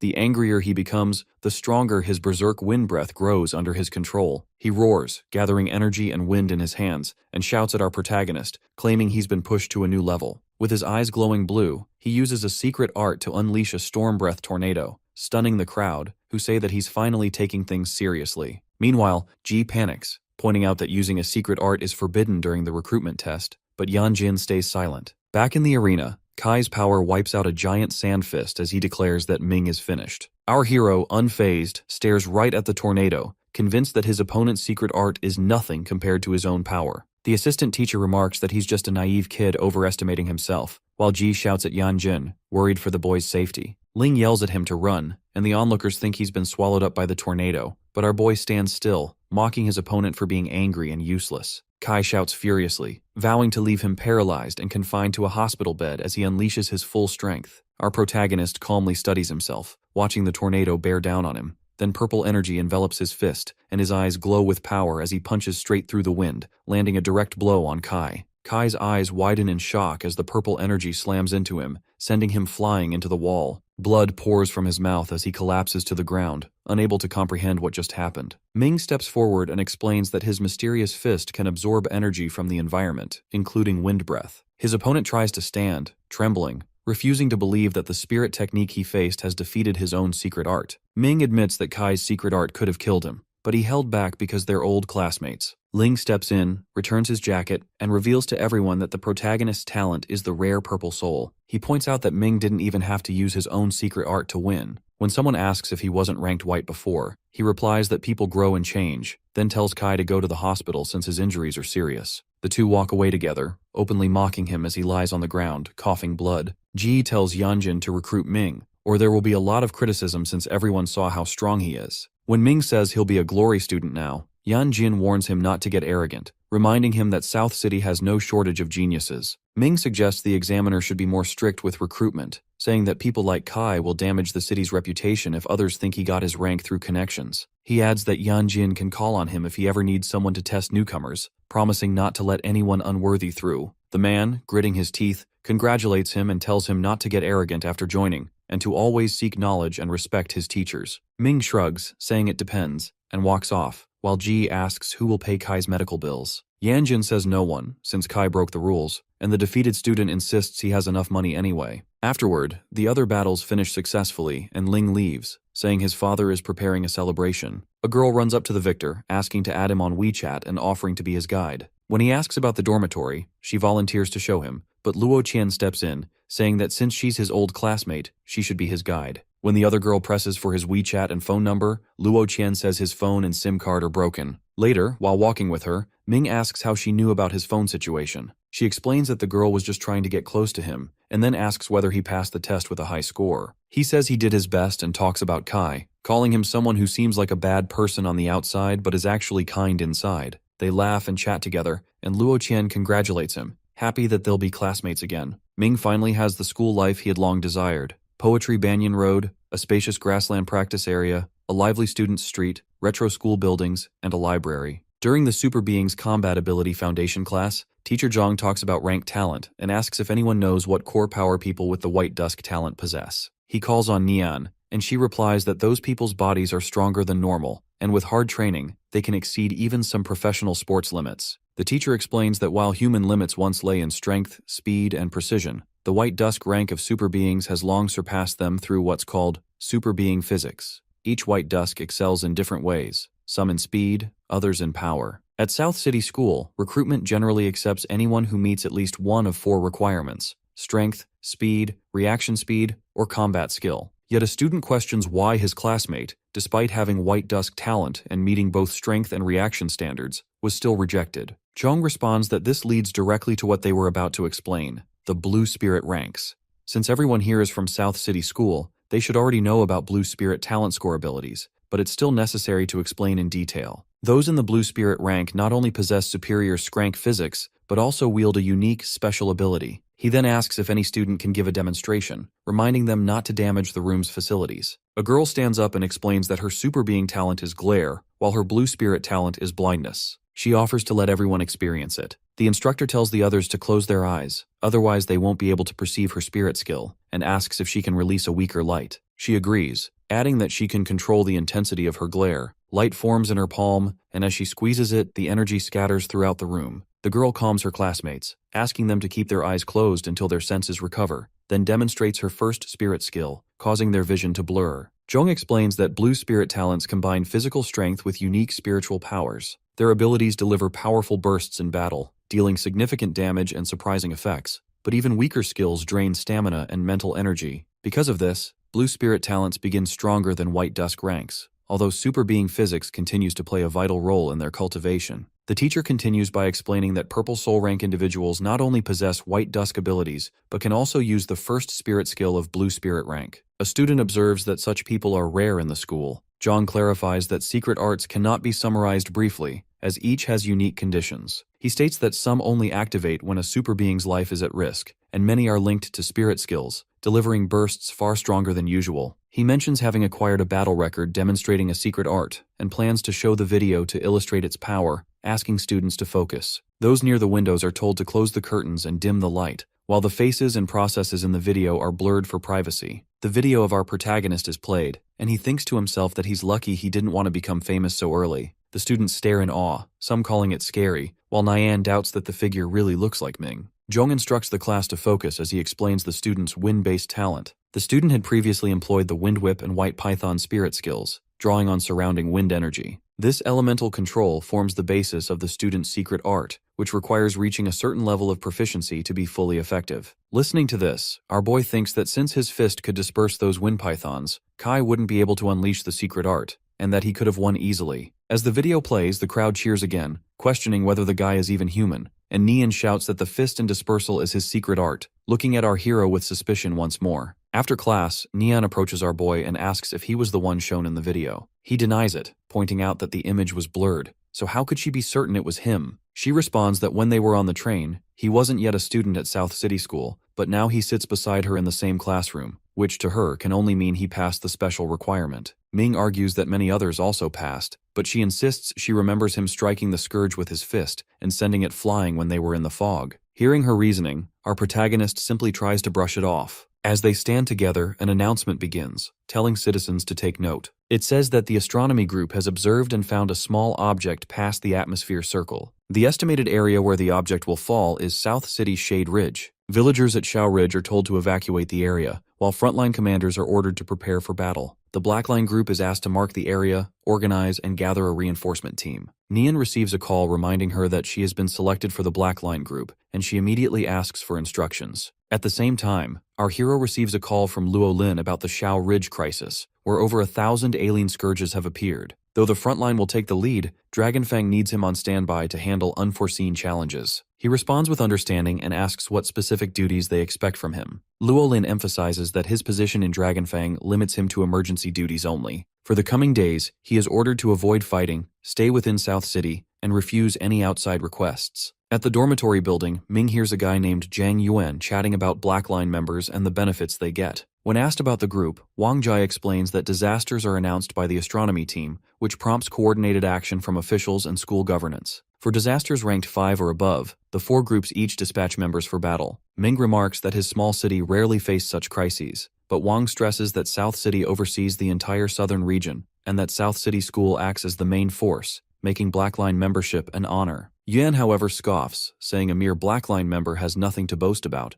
as they may never even encounter a scorched shadow, unlike his brother, who serves on the front line. Wang comments that frontline members enjoy luxury, with living quarters that come with personal helpers. Yuan confirms this, pointing to a lakeside building reserved for them, and recalls seeing South City's famed goddess enter, implying she is also a frontline member. Curious, Ming asks about the goddess, and Wang replies that she is one of the school's 3 celebrated beauties, known even beyond South City: Tang Ning, Feng Ling, and Luo Qian. When asked about their exaggerated titles, Wang says that whoever watched their battles gave them those names, believing the titles fit. Ming confesses that Luo Qian is his classmate, but they don't believe him and warn him not to try using this to get the room that faces the girls' dormitory. Our boy just nods and takes his leave. In his room, he closes his eyes, meets the goddess, and asks who the opponent is today. She yawns and says that mutated Dr. Zhao is no longer fit to be his opponent. At the free practice area, Ming arrives wearing a mask, thinking there's an opponent he can spar with. In Area 1, he faces a challenger, but quickly realizes this person is much weaker than even a virtual opponent, so he treats the match as a warm-up to pass the time.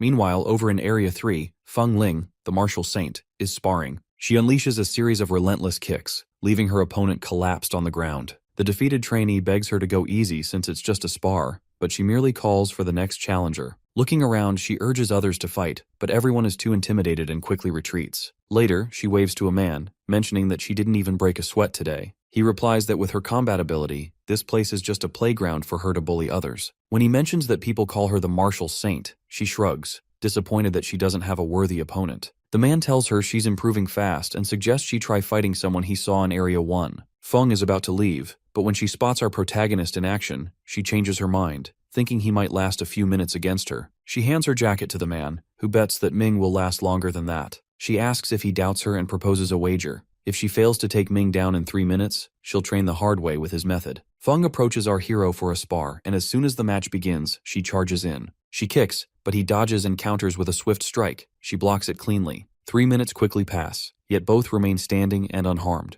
They exchange a brief glance, admitting they underestimated each other and agree to try again. This time, our boy uses his wind skill and unleashes a barrage of punches, but Feng dodges every single one. She considers pulling back to create distance, then suddenly takes the initiative and closes in. Their clash intensifies. The onlookers are awestruck, unable to follow their movements, and marvel at how perfectly both fighters fend off every attack. Suddenly the man's phone rings, and he calls out to Feng, saying there's an important mission. The crowd finally realizes who they've been watching, the martial saint herself, and whispers ripple through the area. Feng halts the fight, promising to meet again next time, and announces she'll be at the practice grounds every Wednesday morning. As she takes the call and walks off, she asks Uncle Yuan to find out Ming's name for her. Elsewhere, our protagonist walks alone, thinking about the girl he just fought, admitting she's strong and that he needs to work harder. As he continues, he tries to recall her name. The news report announces the elimination of the Red-Eye Scourge, expressing gratitude to the Society's forces. All the resistance members from Shea Ridge return home and give special thanks to South City's 13 students, crediting them for breaking the nest. Yuan and the others watch TV, and he points out his older brother on the screen, making Wang admit he also wants to appear on TV.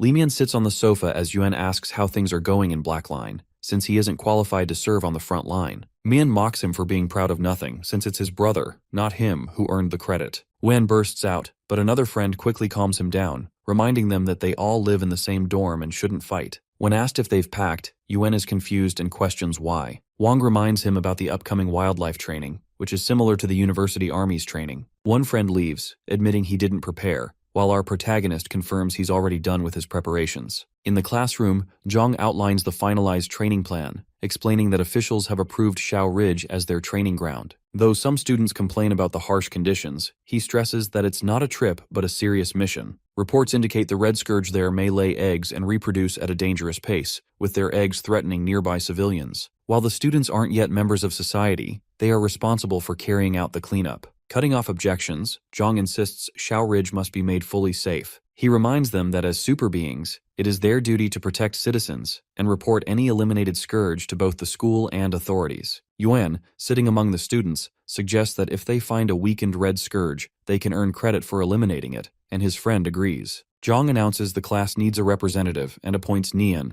praising her excellent reputation and the official team's recommendation. He asks if anyone objects, then says the rest of the committee will be chosen based on performance. Ending the class, he instructs students to prepare for the upcoming Shao Ridge training. Outside the classroom, Ming notices a missed call from Luo Qian. When he calls her back, she asks him to meet her at the cafe. He hangs up as his friends tease him about having a girlfriend, but our boy brushes it off. When they press him about her identity and ask if it's Luo Qian, he confirms, saying they're just friends and hands over his notebooks, asking them to put them in his room before leaving. His friends stare after him and decide to follow, since they have nothing else to do. When they ask Mian, he calls it boring and says he needs to study because he doesn't want to live in the same dorm as them. Yuan curses him, but Wang holds him back, reminding him they're going to follow Ming. At the cafe, Ming sits down with Luo Qian, saying he saw she was given a command. She replies that she was just filling a slot and praises the seniors in her group. When he asks if she's injured, she denies it. He then asks if there's any urgent reason for her to seek him out, and she admits there isn't anything special. She quietly gets angry, vowing not to call him again for acting so weird, even though they're supposed to be dating. Luo Qian then tells him she'll be their teaching assistant for the upcoming training at Shao Ridge, and will accompany them there. Our hero's friends sit behind them, convinced now that Luo Qian is really his classmate. Ming is glad he'll get to see her more often. Suddenly, she asks him to go to a movie, saying her roommate thinks she's too tense and needs to relax. Wang and the others are annoyed at the idea of Ming getting invited by their goddess. He agrees, suggesting a happy film, while Luo Qian asks if he has other plans. He says it's nothing special, just training, as she invites him to come along. They get up, and our boy jokes how one of his friends calls him a training maniac, and that he should really go see a movie. They leave together, while his friend, who watched everything nearby, breaks down in disbelief, amazed that Luo Qian not only invited Ming to a movie but also asked him for coffee. All the students arrive at Shao Ridge, where the villagers warmly welcome them and offer food. The group politely refuses, knowing they can't accept such gifts. As they move forward, Nian tells Ming that the teacher is looking for him and asks him to go over. He agrees and hurries ahead to meet with Dean Meng, Vice Dean Rong Yuan, and Shu, the director of the combat class and teaching director. He greets them respectfully, and Dean Meng informs him that someone is waiting for him in the teaching section, asking him to head there. Following the instructions, our protagonist finds Luo Lin and calls out to her. She explains that every year, she comes to South City School as a temporary teacher for the new freshmen,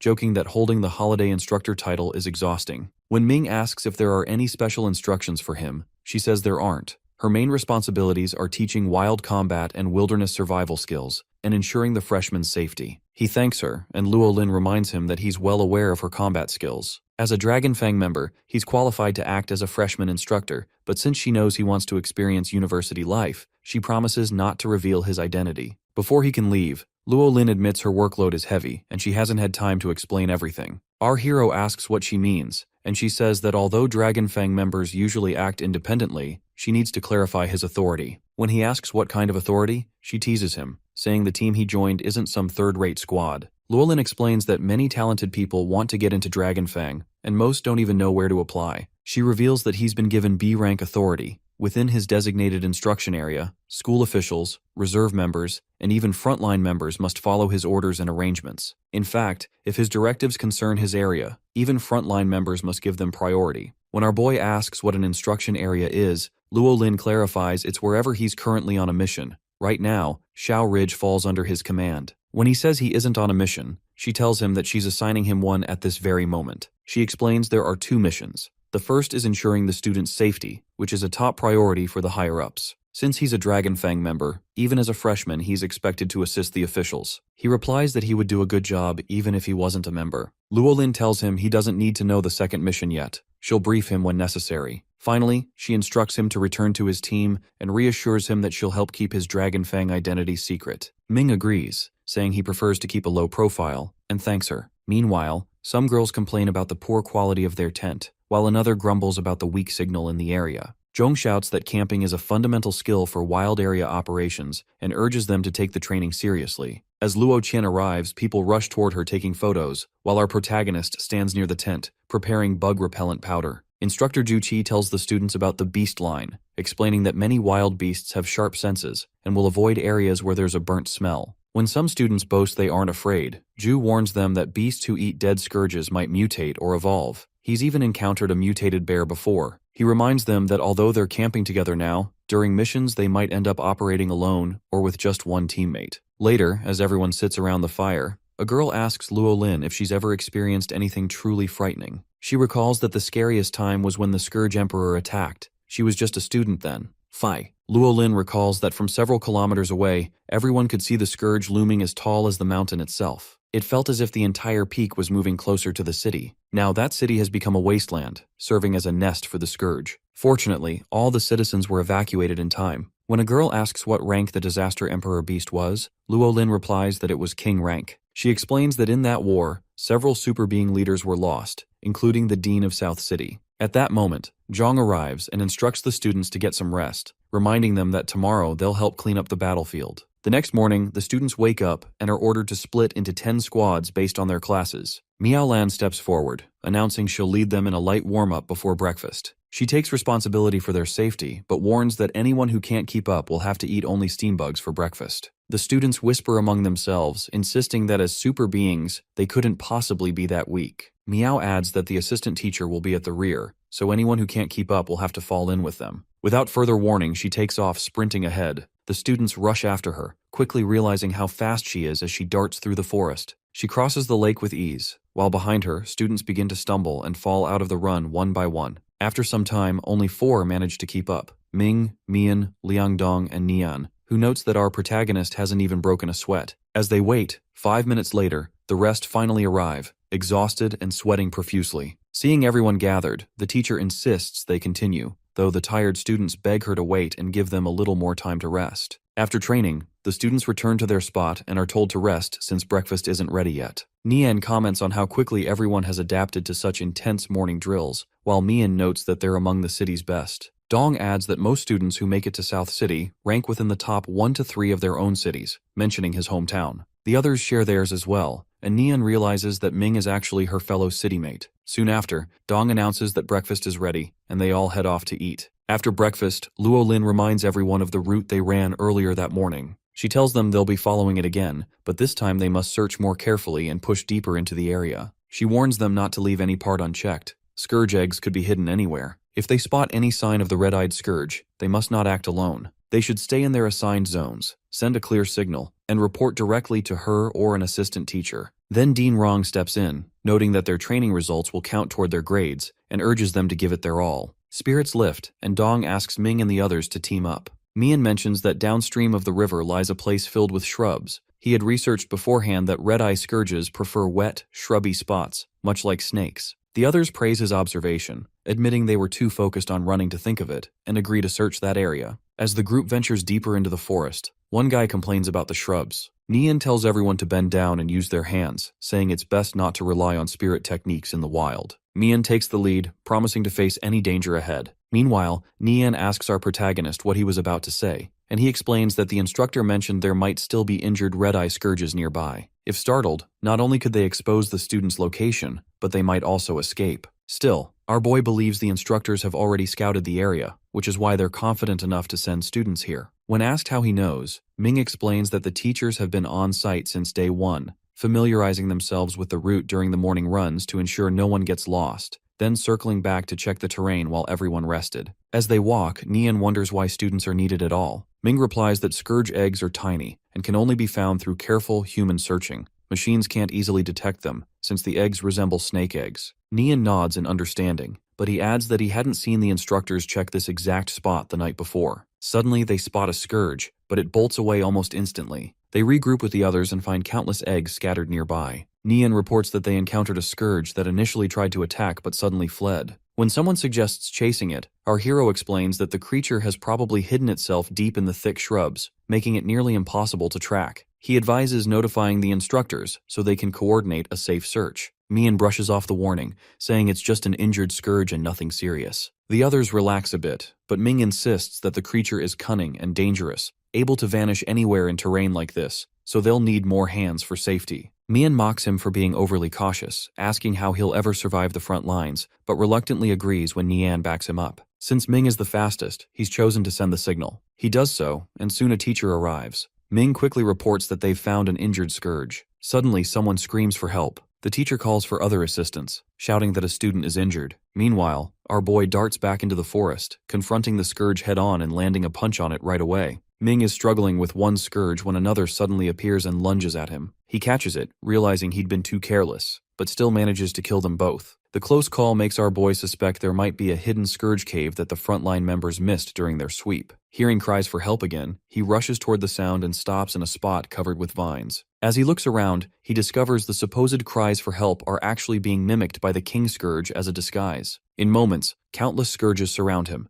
and our protagonist knows he needs to deal with them quickly. He realizes the others were probably lured here by the same trick. While he's thinking, a scourge bites through the vines, causing him to fall into a large nest below. All around are countless eggs, making him realize the scourges must have hidden here during the earlier cleanup. Soon after, it begins to rain. Up on the cliff, Luo Lin stands watching as the fog thickens. A woman reports that a student has found a red-eye scourge nest and notes that rain and morning fog are normal in the mountains. Luo Lin, however, suddenly realizes this fog isn't natural and urgently orders all students to evacuate. Meanwhile, Miao and the others rush to the marked spot where a companion tells them Ming's group is still inside. Worried they might get separated, he suggests waiting. But Miao insists more people are coming and that evacuating the students comes first. Suddenly, a message comes through her walkie-talkie, ordering her to retreat from the bridge. She reports that students are trapped in the shrubs and that there's an injured red scourge nearby. Zhang urges her to go down and help, but she explains that an unknown disaster is approaching Xiao Ridge, and they've been ordered to retreat. When asked about this unknown disaster, she explains if it's ranked above 6, they must leave immediately or risk a major tragedy. Luo Qian steps forward, determined to go in and rescue them, and instructs the others to evacuate the remaining groups. They agree and withdraw. Afterward, she calls out for Ming. Inside the nest, our hero hears her voice and shouts back in response. Luo Qian replies that the fog is too thick and she can't see him, while he warns her about the cut vines below. She tells him about the urgent evacuation and explains that the fog might be the same disaster that happened at Shan Industrial Park, which was extremely dangerous. Ming says he's fine and promises to evacuate after saving any other students who might be lured into the nest by the red-eye scourge. Inside the nest, he looks at the king scourge and realizes all the traps and fake human cries were its doing,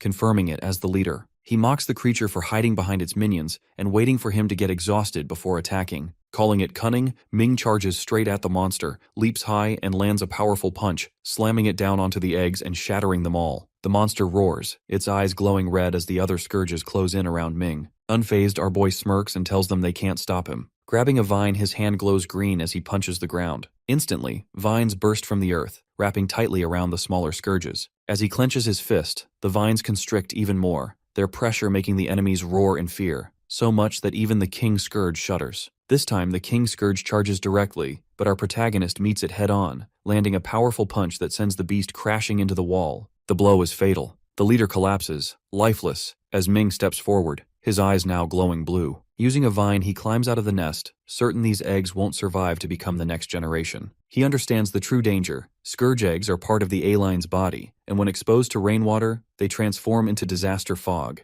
All of Xiao Ridge is filled with them, ready to unleash a massive rain-born mist. The red-eyed scourges are merely pawns. Their real purpose is to lay eggs and wait for the rain, which will trigger the birth of this terrifying white fog. Finally, Ming emerges from the nest, fully aware that if Xiao Ridge is swallowed by the white fog, no one will escape alive. Elsewhere, the students are running frantically, convinced the safety fence is just ahead. One of them insists it should be less than 200 meters away, yet they still haven't reached it. Wang urges everyone to keep going, assuring them they're almost there. But as the fog begins to thin, they realize they've been running in the wrong direction. The fog is creating illusions, making them disoriented and trapping them in endless circles. Yuan panics, declaring they're doomed, and remembers his brother's warning about the white fog incident. The others agree, saying it's real. Once inside, it feels like being cut off in another world. One student recalls a terrifying rumor. At Shu Industrial Park, when the fog finally cleared, every survivor inside had vanished without a trace. Panic sets in as they cry out, insisting they're too young to die. Meanwhile, at the safety fence, workers insist it's right in front of the students and wonder how they could possibly have gone the wrong way. One worker calls out, urging them to come quickly. A guy suggests going to check, while a girl proposes tying a rope to him so he won't get lost. They agree and tell him to scream or tug the rope if he runs into trouble. The boy steps into the fog, but after walking what feels like 200 meters, he doesn't answer their shouts. The group, gripped by fear, yells to pull him back. When they reel in the rope, it comes back empty. The boy has vanished without a trace. Inside the fog, Ming encounters others as Dong wonders why it appeared so suddenly, saying they were nearly lost. When Ming asks why they didn't leave with him, Nian explains he heard a girl scream and thought someone was in danger. Our boy warns them that the red-eye leader can mimic voices. A girl then confesses she did scream earlier, after stepping on a floating vine. He explains that the scourge copied her voice, so they need to be careful with any cries for help. Min steps forward, questioning why none of this was in the records, and why the frontline members hadn't discovered it.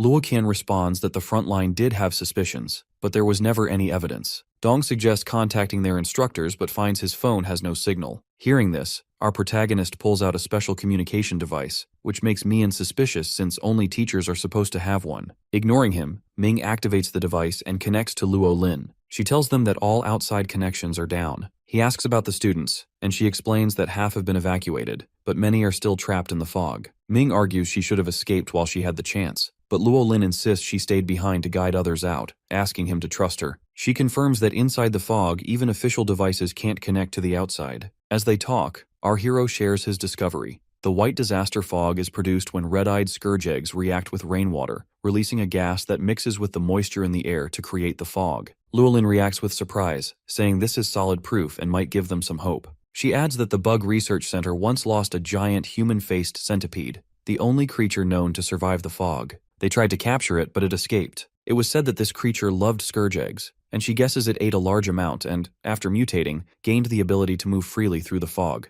Ming asks if the human-faced centipede also eats scourge eggs. Luo Lin explains that the eggs are poisonous, and only centipedes can digest them safely. She adds that according to their last tracking data, the large human-faced centipede was spotted in the sewers, meaning it's probably inside the fog right now. Realizing that finding this creature might be their only way out, our boy nods, and Luo Lin agrees. Soon, Zhang arrives with the rest of the group. Dong, relieved to see their teacher, asks what they should do next. Zhang admits that escaping this disaster may not be possible because the fog's isolating power is beyond even what astronomical studies can explain. The students whisper among themselves, terrified they'll be trapped forever. Dong mentions he's heard horrifying rumors about the fog, but Zhang reminds them that outsiders have no idea what happens inside, so rescue from beyond isn't an option. Our protagonist steps forward, urging everyone not to lose hope, revealing that he's already discussed a plan with Commander Luo Lin. Luo Qian confirms this through the communication device. Ming then orders everyone to hurry, before whatever lurks in the fog appears, by gathering as many unhatched scourge eggs as they can. Mian protests, not understanding why they're collecting these useless things, and another student agrees, saying now isn't the time to worry about points. Ming explains that the eggs are crucial. They'll use them to lure the centipede, which may be their only hope of escaping. After hearing the plan, everyone hesitates, but our hero insists they can't give up. Zhang agrees, and Ming asks both the teacher and Luo Qian to search for any missing students, cautioning them not to get lost in the fog. Since Mian is the most knowledgeable about the eggs, he puts him in charge of leading the group, with Nian's help, to collect as many as possible to attract the giant centipede. When the teacher asks what he'll do, Ming replies that there's something inside the fog he needs to handle. Dong immediately looks frightened,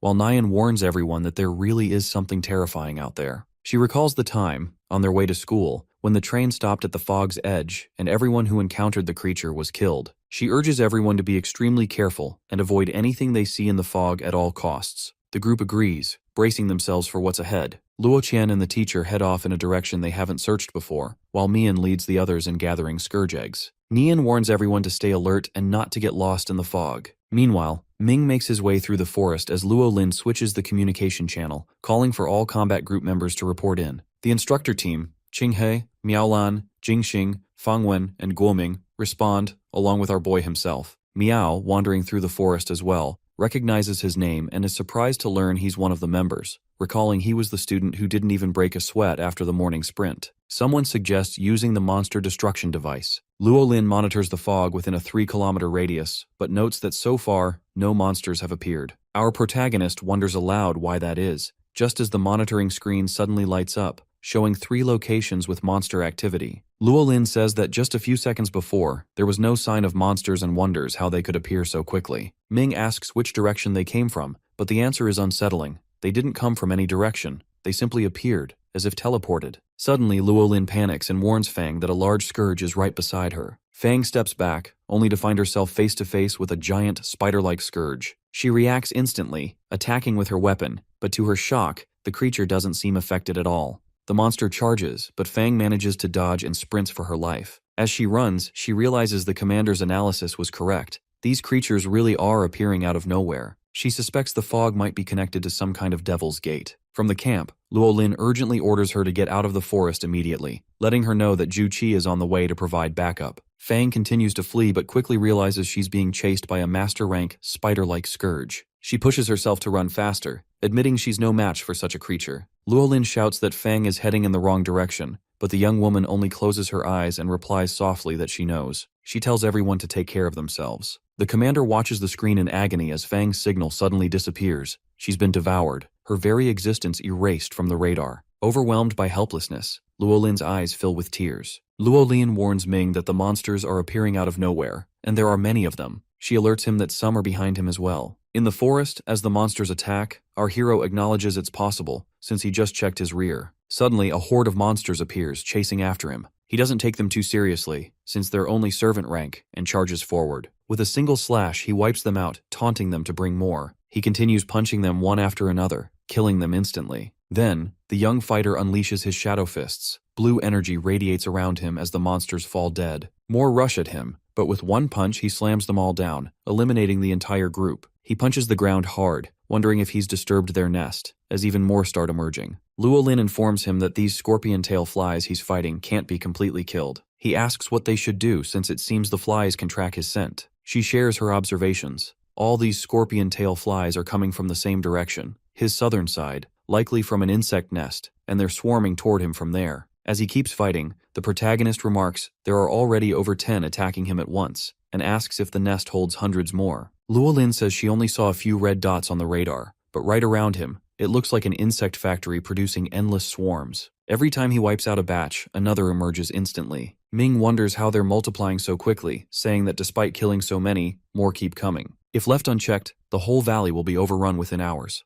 Luolin agrees, warning that once a disaster fly army forms, they'll devour not only humans, but even the grass, leaving nothing behind. She admits they underestimated them. These scourges are far tougher than expected. She tells him that the gathering camp is behind the valley and urges him to retreat, while she guards the valley herself. She adds that other instructors are facing similar threats and she has to guide them as well. Our boy tells her not to worry, insisting she leave the valley to him. But Luolin objects, reminding him that even though he's from Dragonfang, he's still just a student. She apologizes for placing such a burden on him as the official's representative, but praises his talent and asks him to promise he'll survive. Our protagonist fights on, declaring that he's already grateful the instructor stayed behind for them. He charges into the swarm, punching and battling countless monsters. As he pushes forward, he discovers a glowing hole in the ground. It's the insect nest factory Luolin described. More scourges pour out as his eyes glow purple and his hands swirl with energy. Feeling the dense wind, Ming thanks his old classmate Kai for helping him master this move, and gets ready to charge into the heart of the nest. Ming enters the hole and is confronted by an entirely different world. His eyes widen as he sees cliffs everywhere, with thousands of scourges and their eggs scattered across them. Spider-like scourges wander about, weaving webs and laying eggs. Near a stone, a giant scourge clings until a towering red dragon seizes it in its jaws. The dragon's eyes glow gold as its wings whip up gusts, flying wildly across the chaotic scene. As our hero stands frozen, the massive dragon swoops down toward him. He nearly gets spotted but manages to hide in time,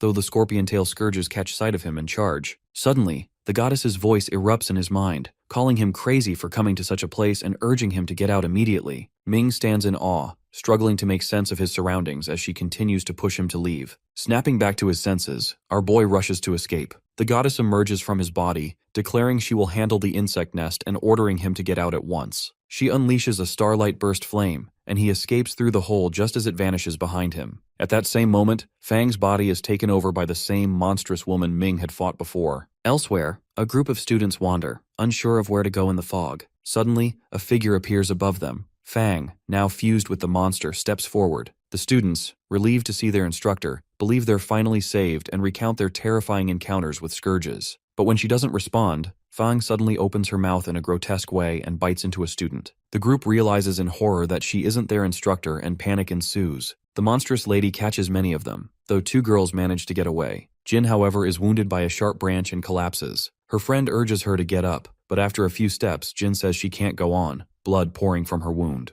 The monster's hair snakes across the ground, seizing both girls tightly, and moments later, the creature disappears into the fog again. Back at the camp, Luolin notices Fang's blue dot on the radar and urgently calls for her to respond, telling her to keep moving forward and that she'll meet Ming. Another instructor interjects, saying Fang is dead. They saw her blue dot vanish, indicating her life force is gone. Luolin questions if the device malfunctioned, but insists Fang is their teammate and might still be alive, so they can't abandon her. She adds that device errors are extremely rare, though something feels off. The other instructor argues that it's impossible, and wonders why the fog would even affect the tracker this way. They agree to remain cautious and decide to warn our protagonist to be careful. But just as they turn back to the radar, they see his blue dot disappearing as well. Luolin shouts a warning to Ming, telling him that the person approaching isn't the real instructor and is being controlled by something. She pleads for him to listen, emphasizing that the thing coming toward him is extremely dangerous. Meanwhile, deep in the forest, our protagonist sits on the ground as the goddess tells him he's lucky to have woken up in time. Otherwise, he would have lost his soul. She explains that this world is filled with countless unknowns, far beyond what humans have ever witnessed. Ming admits it felt as if he'd glimpsed true hell. The goddess reassures him, saying that once he grows stronger, such things will no longer frighten him. Our hero steadies himself, saying he may have been shaken, but he's not afraid. He checks his communication device and realizes it's been damaged by his own carelessness. Soon after, Fang appears before him, and he expresses relief that she's alive. She claims to be injured and asks him to help her reach the gathering area. He agrees, but notices blood streaming from her eyes and questions it. Fang quickly brushes it off, insisting it's just a wound and urging him to help since he must be exhausted. But Ming observes something odd. Her shoes aren't wet. To reach him, she would have had to cross the river, and in her state, she couldn't have made it across the stones without getting wet. Suddenly, Fang lunges at him, slashing with sharp claws. Our boy dodges, admitting he expected this, and the lady monster reveals her true form. He recognizes her instantly as the same demon from the train station. It dawns on him that when she devoured the train attendant, it wasn't just to kill her, but to impersonate her and board the train unnoticed. The real instructor Fang is already dead.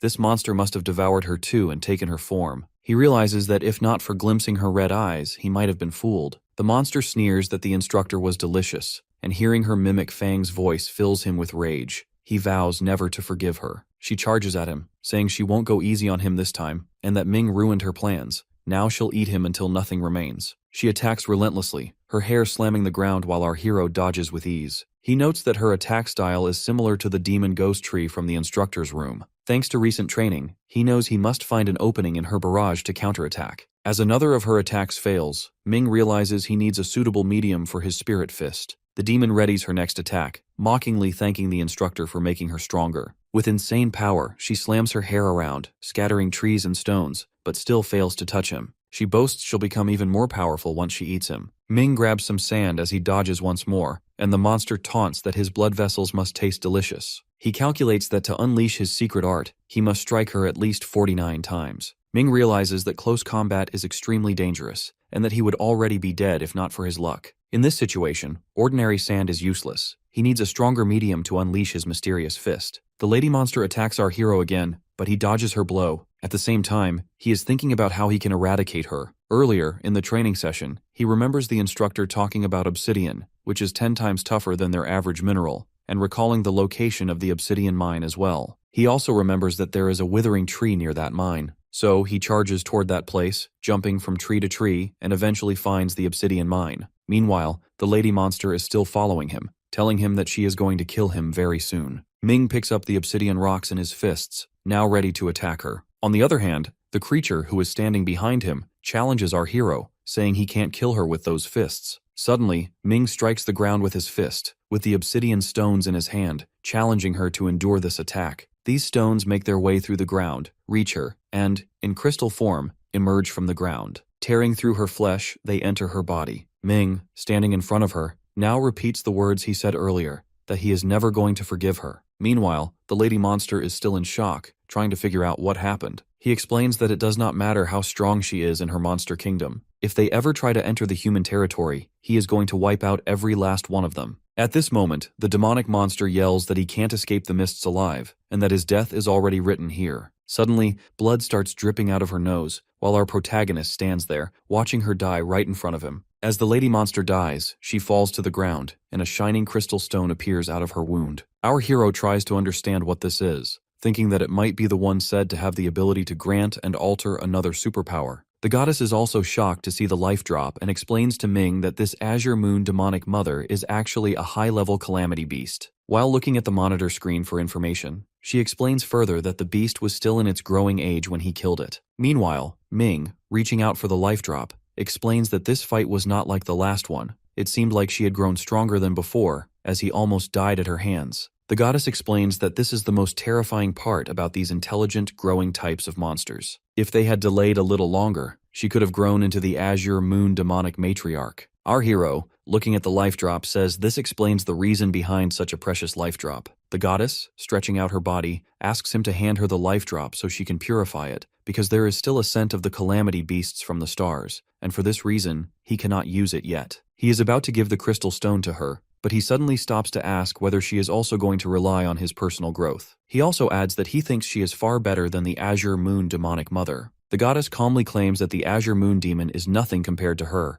and she reminds him of the agreement they made earlier. If he succeeds in convincing her, then she will help him too. But first, he has to show her the beauty and meaning of human existence. Since they are quite close to reaching their agreement, there is still some way to go before he succeeds in changing her views. Here, Ming clarifies how the goddess is going to help him in the future. She will back him up until he becomes powerful enough to eradicate the supreme universal will when it descends upon humanity. She reminds him of the promise they made earlier, which is that she will get his growth, and he will rely on her for her strength. As our hero is about to tell her what he saw earlier on the other side of the portal, she interrupts him, saying it seems like he does not believe in himself, teasing him. But Ming, with a straight face, claims he does believe in himself. While sitting on the stairs, the goddess advises him to forget what he saw earlier. She also agrees that this place is gross and animal-like compared to his world, and thus she does not like it much. Ming then hands her the life drop, since this is the promise between them. Moving forward, our protagonist is standing where the lady monster died, and Fang's dead body is lying in front of him, as the creature devoured her body after killing her. He then picks up her body and carries it on his back, starting to walk. On the other hand, Luo Lin is trying to reach out to him, asking whether he can hear her. He asks her to give him further orders since he can hear her clearly. She asks him about Fang Qing, so he answers that he is carrying her to the camping grounds. She asks for confirmation of her death, so our hero explains that she is dead, but he does not want to leave her among all these monsters. Lin further asks about his well-being, since she also saw the monster lady controlling Fang earlier. He explains that it was the Azure Moon demonic mother, who has the ability to devour and gain the abilities of others, but he has killed it. Hearing this, she sighs in relief. He then asks about the eggs, because they need to get out of there as quickly as possible, since he has seen a terrifying sight before, and once those creatures descend upon them, it will mean the death of all humanity. Luo Lin claims they are getting closer to their destination, and she also notifies him that the path he is heading toward is clear. A group of 3 men who seems like some villagers are walking in a line along a grassy path, each carrying a few bags of demon eggs on their backs, and they are visibly exhausted. One of them asks Shu, who is walking in front, why they haven't reached the village yet. In a fit of anger, Shu turns around and punches him in the head, blaming him since it was his idea to go and steal the demon eggs for money. The boy, crying, claims that even though they got lost in the fog, they have collected a good number of eggs. Shu adds that if they don't succeed in getting back, they might get into big trouble. As they are arguing, their third companion claims someone is following them. Shu turns around again and yells at him to stop being crazy. The other 2 get scared and point at something behind his back. When he turns, they all notice mysterious things moving toward them and start screaming in fear. It turns out to be Commander Lin and the other members. Moving forward, Professor Zhang asks whether they are villagers, while Luo Lin tries to figure out what these men are doing out here. Shu and his friends sigh in relief when they realize they had mistaken the group for demons. She explains that no one is allowed to enter the mountain according to a notice, so it seems these men have not received it yet. The guy behind Shu explains they only wanted to earn a little money. Zhu interrupts and starts explaining the reason behind them being on the mountain. He says that earlier in the day, they learned about the price of demon eggs, which is hundreds of times more than a regular egg, and heard about the complete eradication of the demons, so they decided to look for these eggs. The professor wonders if all the eggs in their bags are really demon eggs. Zhu and his fellows, while putting the bags in front of them, claim to have 3 bags full. Chong gets very excited and orders the others to hurry back to camp, saying these eggs will be enough for them. He then asks Lin about the whereabouts of Luo Qian. Lin tells him about the mark she saw earlier made by Qian, and that it seems Qian is looking for the last group of lost students. With that mark, she also explained she would meet them at the mountain base in an hour. The professor suggests finding her first and then going back to camp together. Assistant Lu points in another direction and commands the villagers to follow them. Now, everyone moves together to find Luo Qian and the other students. One of the villagers asks the professor if they are actually superhumans. He explains that it seemed like something was following them the whole time, and he wants them to check the area to make sure they are safe. Hearing this, Lu reports she just checked the area and found nothing, but Zhang orders another check for safety. Meanwhile, Luo Qian is barging toward a house to find the lost students. When she opens the door, they all attack her, thinking she might be a demon, but then get very excited when they realize she is actually Qian. She checks if anyone is injured, but instead of answering, they start yelling that something horrible was chasing them a moment ago. Qian orders them to follow her so they can return to the main camp and leave the fog soon. All the students thank her for saving them. While walking through the cave, they reach the bamboo forest, and now all they have to do is follow the markings on the trees to meet the professor and others. In her excitement, she suggests everyone stay as close as possible to be safe. Suddenly, she realizes something and alerts everyone to look above. A dozen red-eyed spiders are charging toward them, but Qian, with a single attack, kills them all. The students praise her bravery, and one of them comments that it was difficult for them to kill even one red-eyed spider earlier, while she killed a dozen alone. They are all very happy to be with her, saying they feel safe around her. As they discuss this, Professor Zhang and the others arrive. The students run to him asking about the fog and the frightening things inside it. One of them mentions having seen a student taken by a demon earlier, but as far as they know, all the demons in Shaolin have been wiped out. Qian explains that these creatures appear by another means in the mist, and for now, they have to leave before stronger demons arrive. She also tells them they have found a way out of the mist. The professor encourages them, saying they are not ordinary students, but superheroes. He tells them that whatever they have faced so far is what every superhuman on the front lines will experience, and to win, they must pull themselves together and stay brave. He orders everyone to keep moving forward, as they are close to their destination. As they proceed, they find heaps of demon bodies lying around. While trying to understand how the demons were killed, Instructor Miao Lan appears, standing on a dead body, showing she is the one who cleared out the area. She tells them to hurry to the camp, as everyone is waiting there. Qian asks if she is all right, noticing the visible wounds, but Miao assures her it's nothing and she just needs a little rest. Suddenly, a spider monster appears behind her, attacking Miao and driving its pointy spike through her stomach. The attack is so sudden that the instructor has no time to respond, and her magical weapon falls to the ground. The spider is about to devour her while everyone looks terrified and calls out for her. The villagers and other students try to run, but the demon throws its web, trapping them completely. In the chaos, someone yells that it seems like this was all a planned trap to catch them. One of the villagers points at the monster, saying it is the same one he saw earlier. Liu cannot believe that if it was really following them, it did not attack sooner. The professor explains the demon was waiting for them to gather as a group so it could kill them all at once, just as an anteater does with its prey. Qian asks him about it, and Zhang explains that an anteater, even when hungry, does not eat the ants right away. Instead, it follows them quietly until they reach the nest, then wipes out the entire nest. This is because ants communicate, and if one is attacked, the others will escape.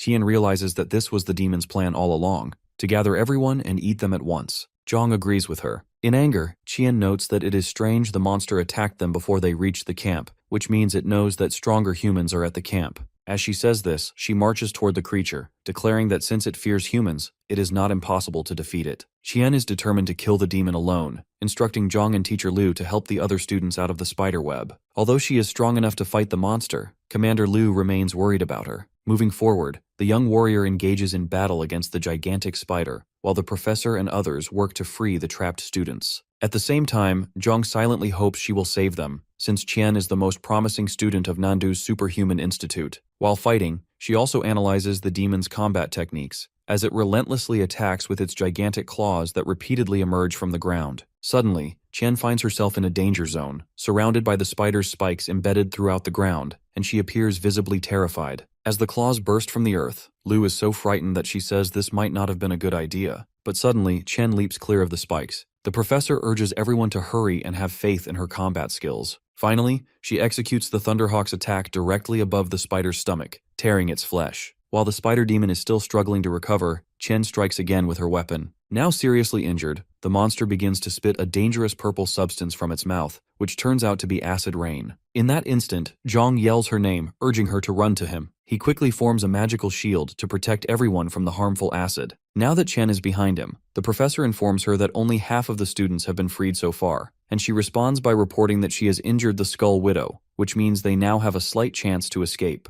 Zhang apologizes, explaining that he can only protect them with the shield and cannot fight the demon himself. She assures him that protecting her companions is her duty as well. Meanwhile, a horde of spiders approaches, causing the students to scream in terror. However, instead of attacking, the creatures begin eating the flesh of the dead demons, which disgusts everyone. Even Instructor Liu, in complete shock, tries to understand why they are eating their own kind. After cleaning off their brother's flesh, all the spiders march toward the Skull Widow, which is now consuming them. As a result, its lost legs start regrowing and its wounds begin to heal. The demon is eating them to heal itself, and everyone is left completely astonished. The professor realizes that if the monster heals completely, Qian's efforts will have been in vain. To prevent this, he and the instructor begin motivating the students once again to work together and support her, since they are all superhumans. However, the students remain overwhelmed by terror. Here she suggests not to blame them, explaining that the Skull Widow is a top-tier, Lord-rank demon with a fearsome aura. For the students, the demon has planted seeds of fear in their minds, and is now feeding on that fear. Only someone with Sunblaze strength can resist, and since the students have not yet reached that rank, it is impossible for them to overcome it. As they consider their options, Qian asks Zhang if there is a way to break out of the spider web. He admits that even though he has a solution, some students are still trapped inside, and they cannot leave them behind. Since the demon can heal itself, killing it will not be easy. She suggests they should take the freed students and leave, while she stays behind and finds a way to hold off the monster. The professor is worried for her, knowing that after their departure, all the demons will likely surround Qian, which does not seem wise. She interrupts him, saying she has her own plan and that it is her choice to make. Turning to him with a smile, the brave warrior assures him that it is her duty as well. She believes her classmates will grow up one day and help their fellow students in the future. As she walks toward the demon, Qian says she believes they too will stand up and fight the monsters. Instructor Liu, while freeing the students, reports that the Skull Widow has devoured most of the spider demons, which means it is not only healing, but its strength is also increasing. Qian begins to float in the air, using her powers to fight against the demon. Meanwhile, Zhang and Liu work together to help the students escape.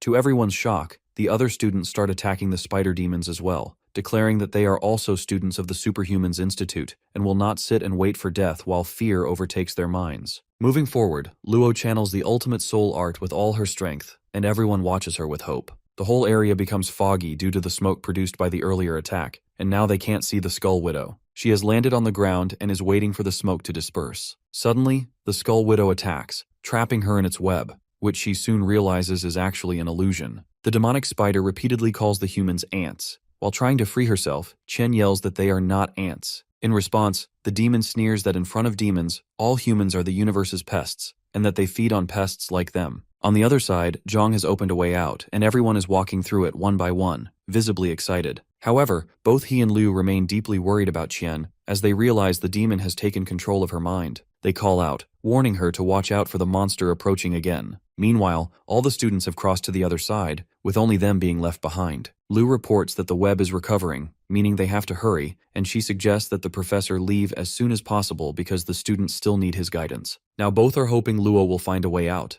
as she can only rely on herself. With heavy hearts, they finally step through the passage, praying for her as the spider web seals the way behind them again. On the other side, Luo argues with the demon, insisting that humans are not merely pests before a cannibal creature that eats its own kind to heal. She claims humanity is far better than monsters like it. As proof, she says she can even sacrifice herself for her friends, while monsters like the Skull Widow only devour their own flesh, which she finds disgusting. The Skull Demon tries to manipulate her, asking how they can be her friends when they've left her behind, but she denies this, saying it was her own choice. The monster replies that leaving her behind to save their own lives was their choice too. It continues, saying they will live peacefully, fully aware that they abandoned her, and soon she will be devoured by its children, leaving only her bones behind. As for her soul, it will remain trapped there for eternity. Luo shouts that it can't trap her and that she will free herself soon. The Skull Demon interrupts her, claiming that even though her willpower is strong, she is still human, and isolation is one of humanity's greatest weaknesses. Humans fear being alone, a belief taught to them by others. The creature adds that time moves very slowly in this world,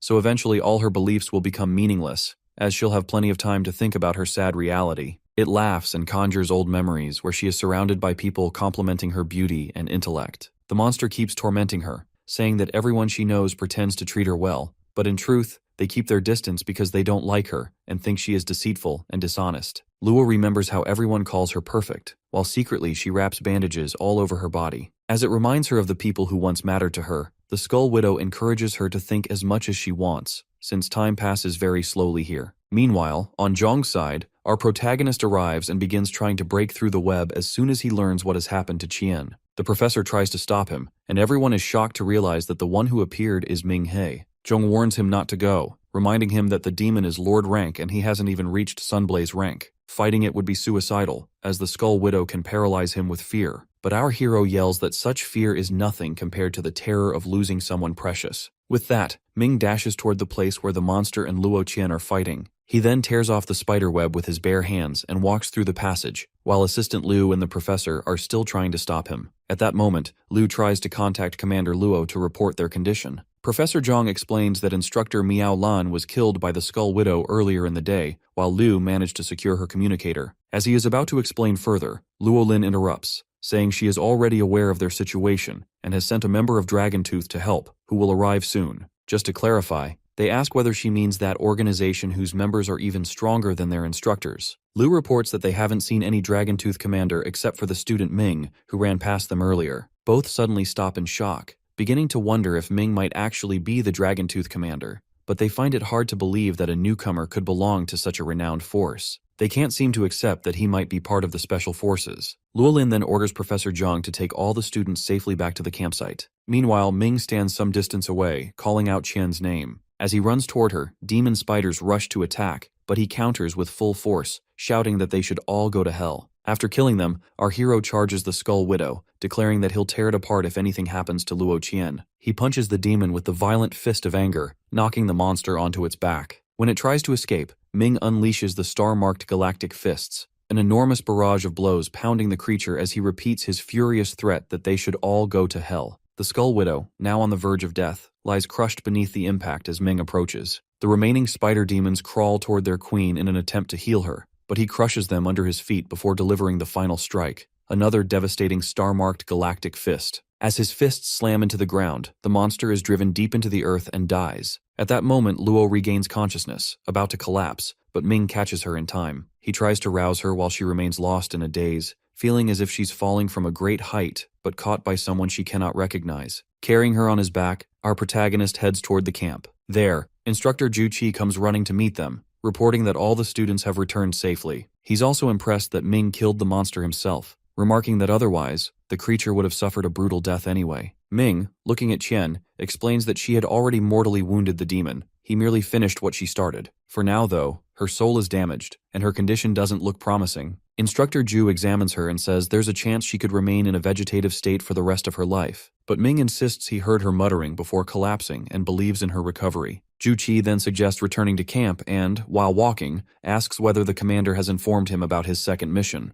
Ming replies that she already briefed him when they entered the mountain range. Ju asks if anyone witnessed him fighting the Skull Widow. Ming answers that the others only saw him enter the area, not the battle itself, and wonders if that's a problem. The instructor admits that when Luo Lin first recommended Ming for their team, he was uncertain, but now he's glad to have him among them. Our hero looks puzzled by Ju's words, so the man introduces himself as Instructor Ju Qi, squad leader of Dragon Tooth's Southern Division. Hearing this, Ming is stunned. Ju goes on to explain that as members of Dragon Tooth, they must keep their identities secret, using Ming as an example, a student of Nandu by day, a Dragon Tooth operative by night. The squad leader also asks for forgiveness, since killing the Skull Widow was originally his task, but he let Ming handle it because he didn't want to deplete his own strength. He asks whether Ming holds a grudge, but the young warrior stays silent. Ju continues, explaining about the demons, saying the gigantic centipede is their key to escaping the mist, but it doesn't always cooperate. That's why he completely trusts Commander Luo for that mission. The instructor praises Ming, saying he's conserving his power for the greater risks ahead.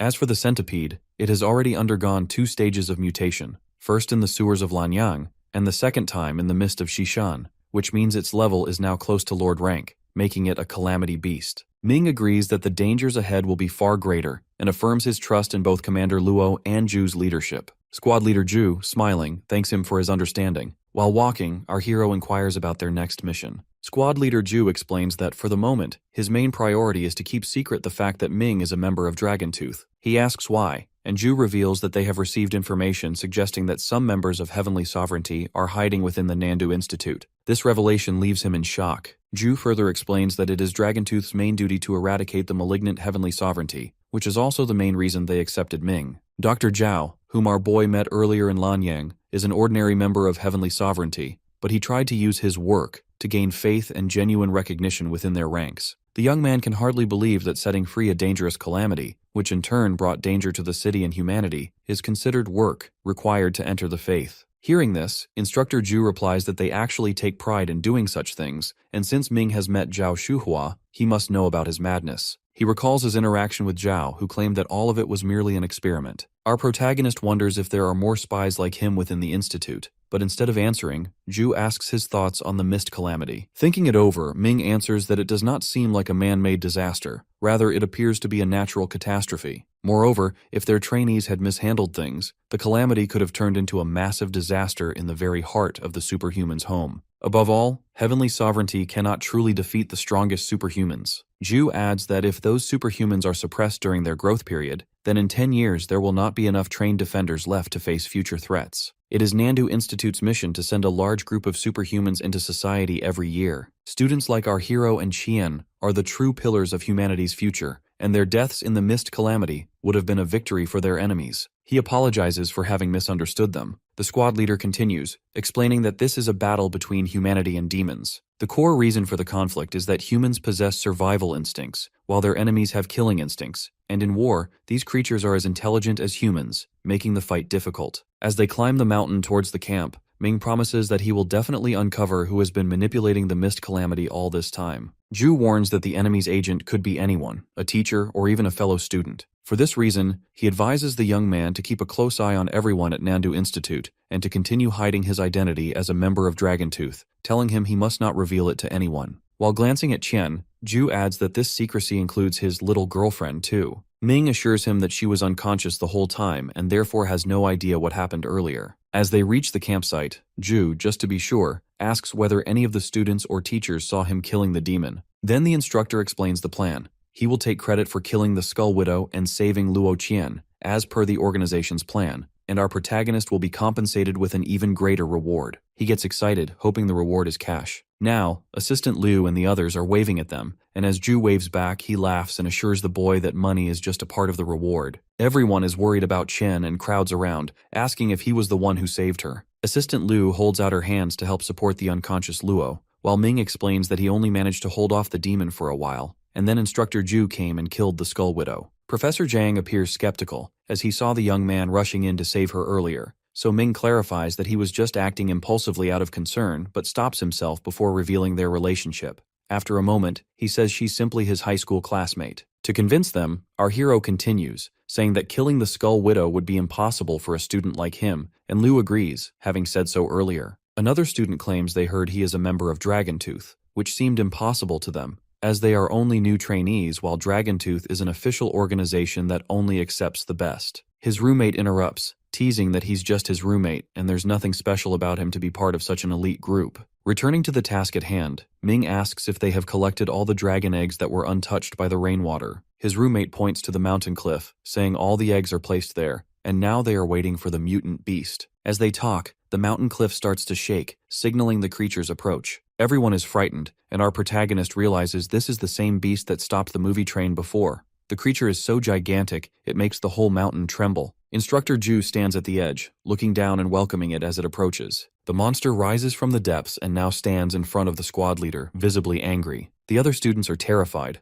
wondering about the rank of such a huge monster, since it seems even more dangerous than the Skull Widow. Everyone tries to approach the cliff where the calamity is, but they can't move. Even our hero finds himself unable to advance, no matter how hard he tries. He soon realizes the cause is fear. He is too afraid to approach the calamity, subconsciously denying its power and doubting his own courage to defend himself if it attacks. Meanwhile, Juchi stands before the monster, showing no fear, as he has been waiting for this moment for a long time. He throws his hat and glasses to the ground and addresses the beast. His face begins to shine with magic as he yells that he will make the beast surrender, even if it costs his life. Yellow light emits from his eyes as he again shouts, "Command your surrender!" Suddenly, the monster falls silent and collapses on the cliff near the instructor. Witnessing this, Ming is shocked, realizing that Ju's mind control ability is truly extraordinary. He subdued a near Lord rank monster within seconds. Our protagonist rushes towards the cliff where the squad leader is standing. As he arrives, Ju, with his back to him, tells him that for now, everyone must fight for their own survival, something Ming doesn't fully understand. Ju turns around, blood streaming from his eyes, nose, and mouth. He declares that even though he is leaving, he has managed to save the next 10 years of humanity. Then he leaps from the mountain, while our boy shouts his name and runs after him, trying to stop him. Our protagonist reaches near the cliff, but it was already too late as the squad leader has fallen into the pit. Ming is calling for his name,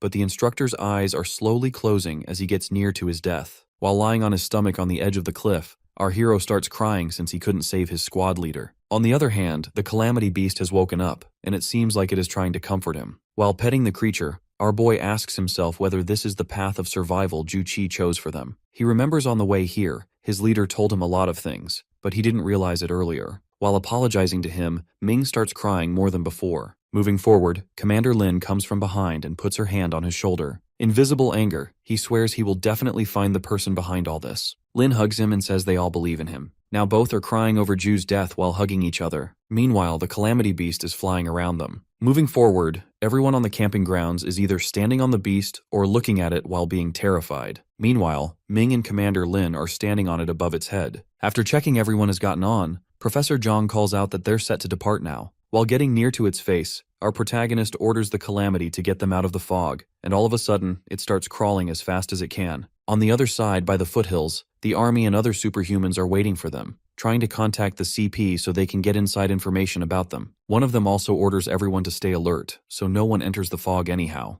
As they see the calamity, their commander orders them to stay alert. When it stops near them, Lin introduces herself as Commander Luo Lin, and as for this giant creature, it is under their control. Assistant Liu is waving at other superhuman companions who are very excited to see them alive and out of the fog. Even Chief Peng, Nandu's chief of security, is also happy to see them alive. Now everyone is getting off the calamity while Lin salutes her chief and reports she has successfully brought back all 346 students, so the chief inquires about the instructors. Hearing this, she gets a little sad but keeps on reporting that Qing He, Jing Xing, and Guomin are alive and safe, but Fang Qing, Miao Lan, and Zhu Qi sacrificed their lives for the sake of this mission. The chief and other superhumans salute back to her for their bravery. Meng, who is the vice chairman, assures them the Nandu Institute will never forget those who sacrificed themselves for the betterment of the country. After a while, on the institute grounds, they are holding the funerals of the heroes, so everyone is there wearing black clothes. Meanwhile, on the stage, 3 people are standing, holding the photos of the instructors who died, while the speaker is addressing that these are the heroes who saved Nandu, so they deserve to be in everyone's memories forever. Now the persons holding the photos start walking, which is a ritual to send them off, while the speaker asks everyone to give huge respect to them. After completing it, the speaker is going to list out the students who made great contributions during their time within the fog. He then addresses the first one, who is the first-class honors student, but his name is anonymous, and appreciates him for all his accomplishments. All the students are trying to figure out who this student is who got mentioned even above the instructors. Meanwhile, our hero, who is that anonymous student, is just standing there without any visible reaction on his face. Now all the students are talking about the Dragon Tooth member who is present with them, so they think the anonymous student must be that person. Everyone is shocked by the fact that the student is not coming forward to take credit after doing such a big thing, as others think they would have bragged about it to everyone if they were in his place. Then the speaker calls out another name, Luo Qian, a second-class honor combat. One of her classmates congratulates her and appreciates her for being the pride of their class. Students are talking about Luo Qian now, that she stepped up to fight against the Lord-rank Calamity Beast to save others. All the boys are falling over her bravery and beauty, but like usual, Qian doesn't seem to like it. The speaker then calls out the third name, which is teaching assistant Liu Shu, a third-class rescue honors, and then calls out the new students who are Li Jin, Ming He, and Fang Nianrong, appreciating them for their supportive efforts. The speaker further explains that it seems like they all have gotten the idea of the horrors and cruelty of these monsters and the outside world. Moreover, whatever they faced in that fog is what every superhuman faces every day. They fight with all the creatures outside to protect humanity and make a safe place where people can survive and live. It is thanks to their sacrifices that others are able to enjoy all the happy moments of their lives. The speaker continues, saying they expect every student standing in the crowd to do the same. He assures them an extraordinary future is waiting ahead, and that the future is like a shining ray between all these disasters. As he ends the speech, everyone starts clapping. After some time,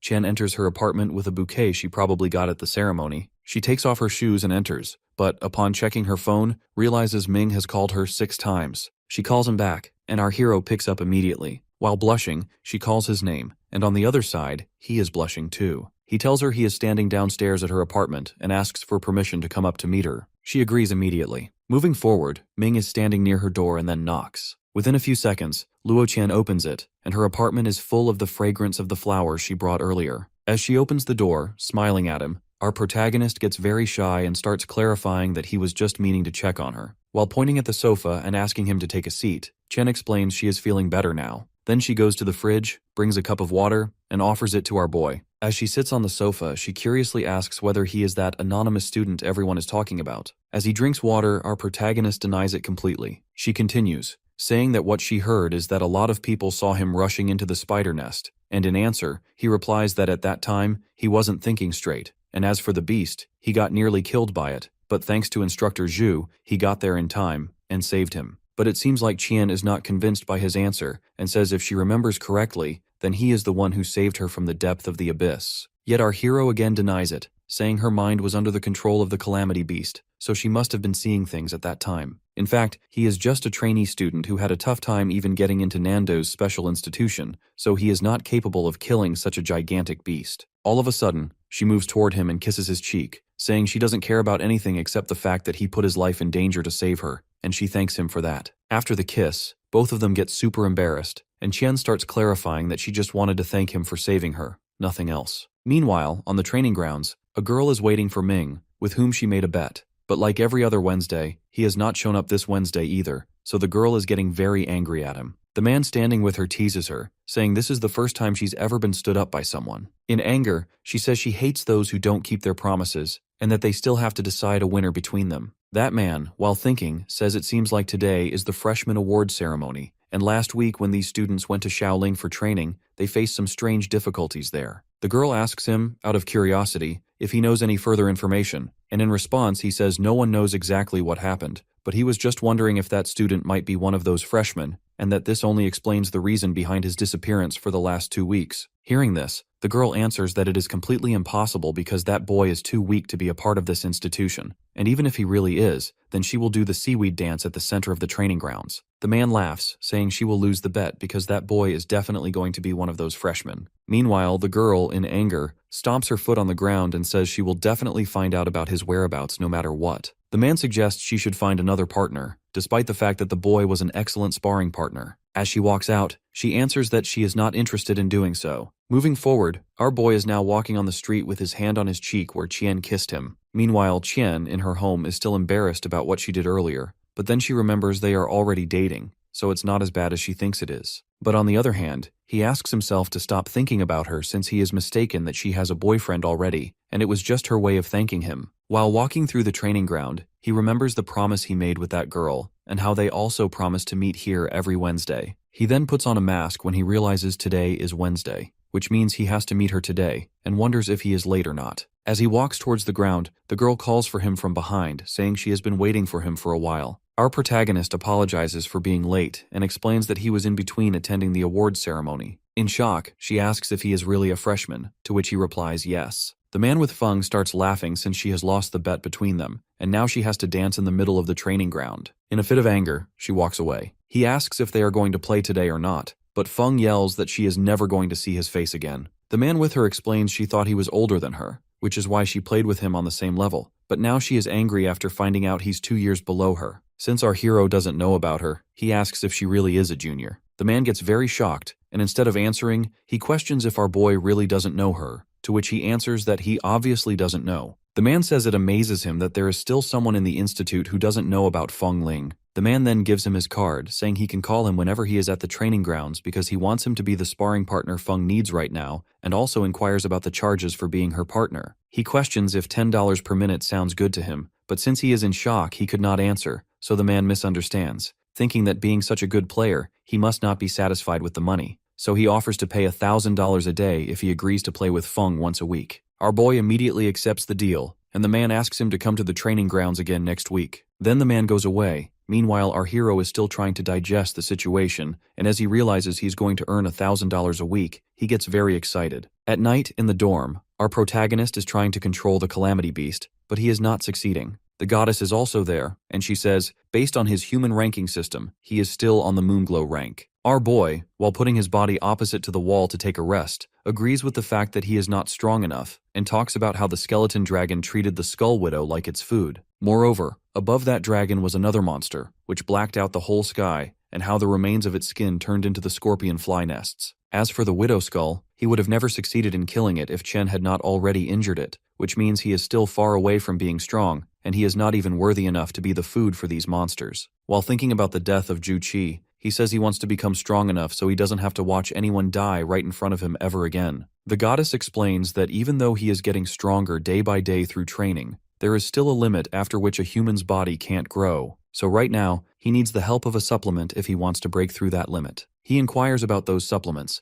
so the goddess further explains she has been studying human technology, and what she found out is that humans are smart as they invent things out of all the creatures they kill, and out of them, Life Drop is the most powerful weapon humans have ever invented, which turns ordinary humans into superhumans, and because of it, they gain supernatural powers. While giving him the life drop he got earlier, she further explains low-quality life drops will not be meaningful to him. As he takes the life drop, Ming asks if she has purified it, and in reply she says yes, and explains this is a Violet Soul grade life drop, and after purification, it has the ability to grant someone the supernatural power of disguise, which seems quite versatile to our hero, but doesn't seem quite suitable for someone like him who is going to be on the front lines. She agrees with him and also tells him any power granted by the life drop will first need to be trained and get familiarized with. Our boy says that for the moment, his priority is to work on his current powers, and he still has yet to awaken his Red Sovereign talent too. The goddess replies that he hasn't even mastered the Violet Soul talent yet, so Red Sovereign talent is still a far dream for him. But she can't blame him for this since Violet Soul's ultimate soul art corresponds with the Sunblaze rank, and since he hasn't reached Sunblaze rank, being able to perform the ultimate soul art is already pretty good for him. He asks her for the method that can help him reach the Sunblaze rank quickly, so she answers, as she told him earlier, humanity has made a lot of things that can increase one's strength, and besides life drop,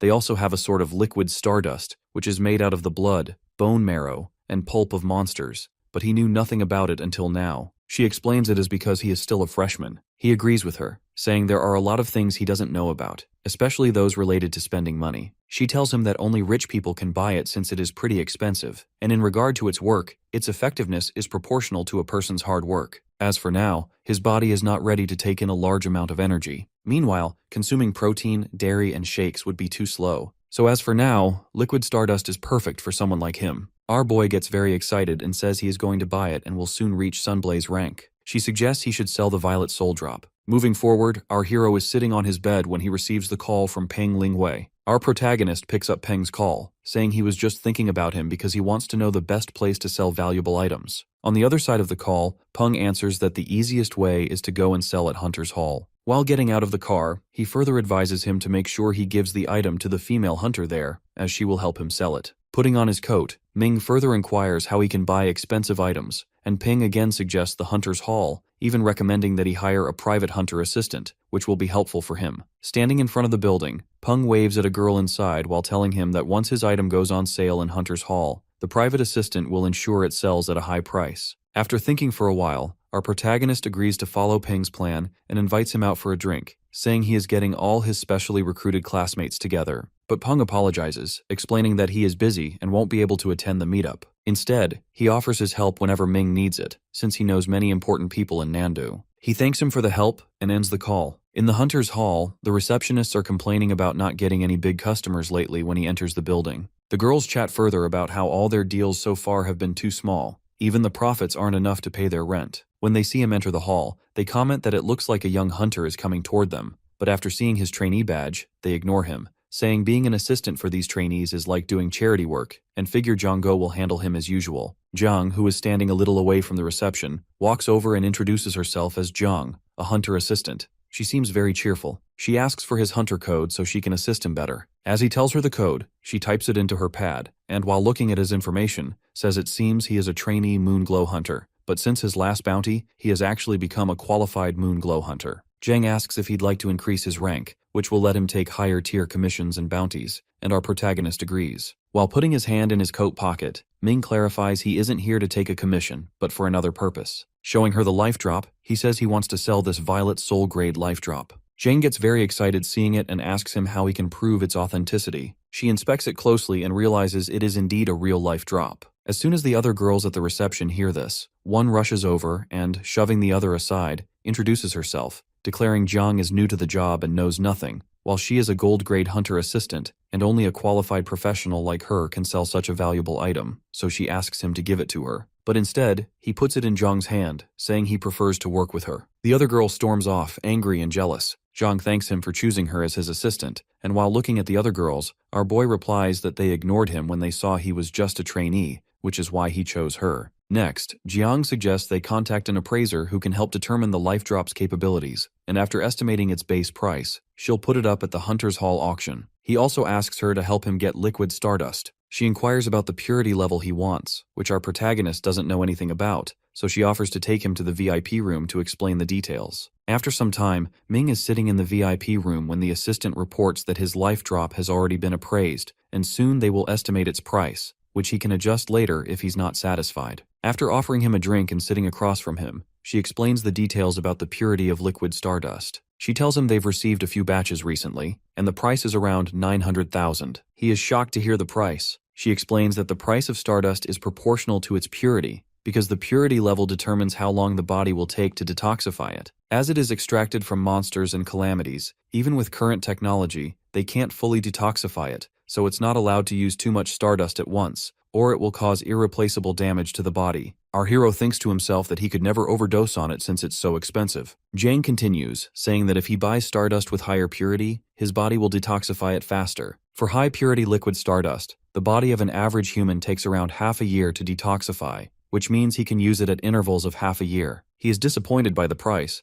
but she adds that if his body goes through high-intensity training, his metabolism will improve, decreasing the interval time. He asks her for details about low-purity stardust. Zhang explains that low-purity stardust takes 3 to 4 years to detoxify and was sold for 400,000 last time, while the lowest purity liquid stardust costs 1 to 200,000 and takes over a decade to detoxify, with the risk of body damage. After hearing this, our protagonist decides his body isn't getting enough nutrients right now, so he should buy the highest purity to improve his strength, since every use of liquid stardust will increase his power. He decides to buy the highest purity stardust and asks her to reserve it for him. The assistant gives him her business card and tells him to contact her whenever he wants to buy something. As they're talking, someone enters the room and apologizes for the interruption. He is the appraiser who checked the item and, showing the life drop carefully placed in a box, explains that it is a top-tier item that can grant the superpower of disguise, suggesting a base price of 2 million. Hearing this, Ming becomes very happy, thinking that he's going to be rich. Jang asks whether he is satisfied with the price so they can proceed,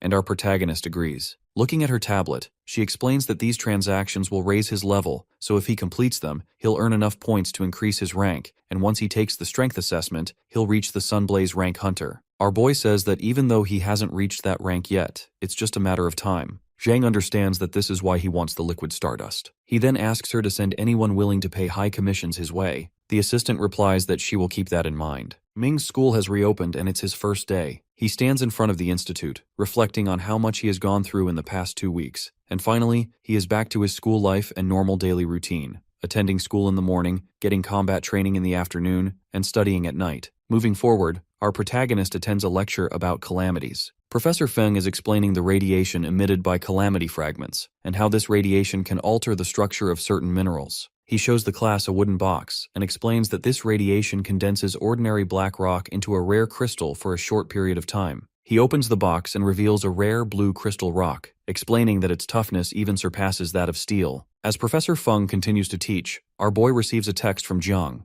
His life drop has sold for 3 million, and after keeping her 5% commission, she has transferred $2,850,000 to his account. Since he is sitting in class, he cannot celebrate publicly, but he is super excited inside at suddenly becoming rich. Professor Feng asks if there are any strength-type superhumans in class who can help with a demonstration. The class president raises her hand and points at him, explaining that he is a fist-type superhuman. The professor asks Ming to come up to the stage. The whole class starts cheering for him, since he has won an award before. When he reaches the stage, the professor gives him the crystal and asks him to use all his strength to crush it. He asks for clarification about really using all his strength, and the professor replies that he should not underestimate this small crystal's strength. The professor then turns to the students and says that 99% of them would not even be able to make a dent in the crystal, all while our hero is trying to crush it with all his might. Suddenly everyone is shocked. Professor Feng is still explaining how the ordinary rock, under this radiation, absorbs the surrounding elements and transforms into a mutated crystal, but then he turns around to thank him for the demonstration and discovers that he has already crushed it. He asks how he did it, and Ming replies that he used all his strength, just as the professor said.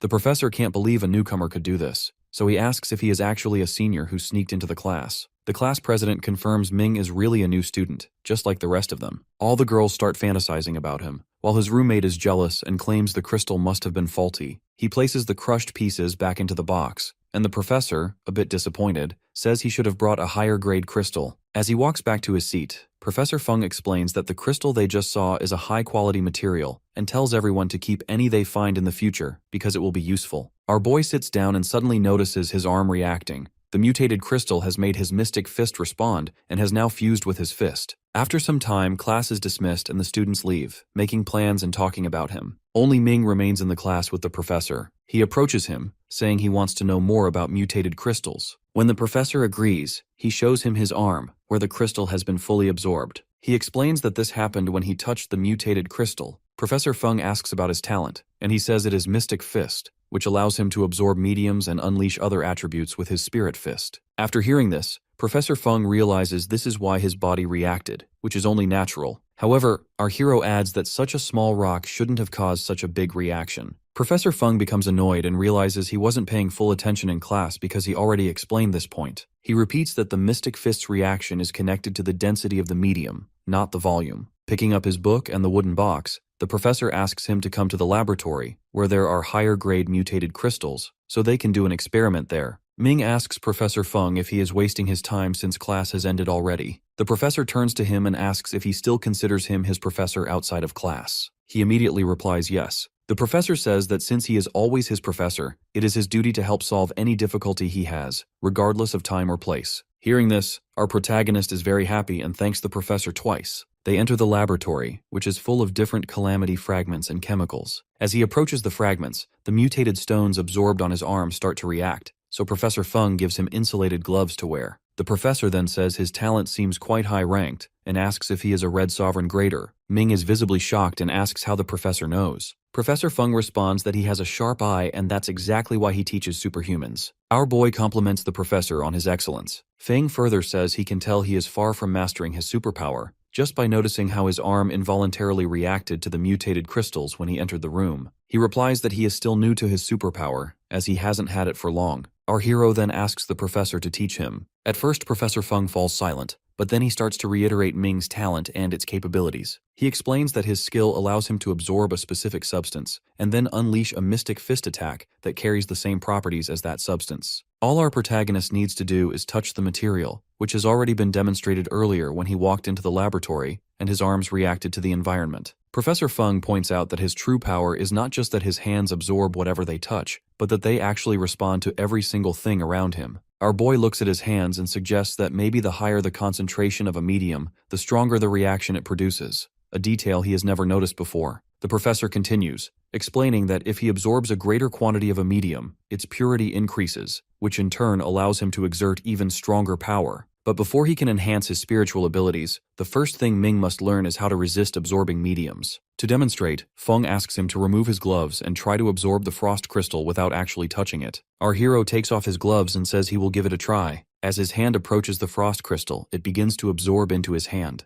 Not only that one, but all the other fragments in the laboratory start getting drawn into his hand as well. At this, Feng tells him that he is still at the lowest level of mastering his spiritual skills, meaning that right now, his spirit fist is basically useless. In addition, his fighting style is very weak in the sense that he must physically touch a medium in order to absorb it. The professor then gives him an example. What if he wants to use a flaming fist, but the flame is 100 meters away? And what if his opponent blocks his path to the flame, knowing his ability? Hearing this, Ming realizes there have been times when he couldn't use any medium because of distance. After thinking about it for a moment, he admits this would be a huge problem. Moving on, Feng then tells him to touch the crystal directly with his hands to see what happens. After a while, Feng suggests they stop and go to the testing ground so Ming can try throwing a few punches. As they walk out, the professor mentions that there is still a heap of debris left from previous tests, but tells him not to worry about it. Pointing to the arena, Feng asks him to send a punch towards it, using all his strength. Our protagonist gets into position right away and prepares to throw his super fist. As he launches his roaring ice punch, huge crystals form on both sides along the path of his punch. Both of them are utterly shocked by the sight. Feng thinks this skill is extremely unusual. Our boy turns to the professor, excited, and says this is the first time his spirit fist has ever been so powerful. Professor Feng concludes that his powers are related to the concentration of the medium. He explains that the crystal he saw in the classroom was only a flicker-grade metamorphic crystal, while the frost crystal Ming touched in the lab is a dazzling-grade metamorphic crystal. Looking at his fist, our hero says he feels invincible and marvels at how such a small piece of crystal could be this powerful. Professor Feng laughs and tells him this isn't some ordinary Chinese cabbage that you can find anywhere. He asks where he can buy these kinds of crystals. Feng answers that low-level crystals can be found for sale, but their quality is very poor. As for high-level crystals, it's unlikely that he will ever see them on the market because most owners keep them as treasured possessions. The frost crystal in their school, for example, was donated by a social organization. Our protagonist wonders aloud what would happen if he prepared isomorphic mediums on his body, so that during battle, he could crush and absorb them to unleash a spirit fist several times more powerful than normal. Professor Feng agrees with the strategy, but adds that Ming should also seek some external support to boost his combat strength further. Right now, however, there is one problem.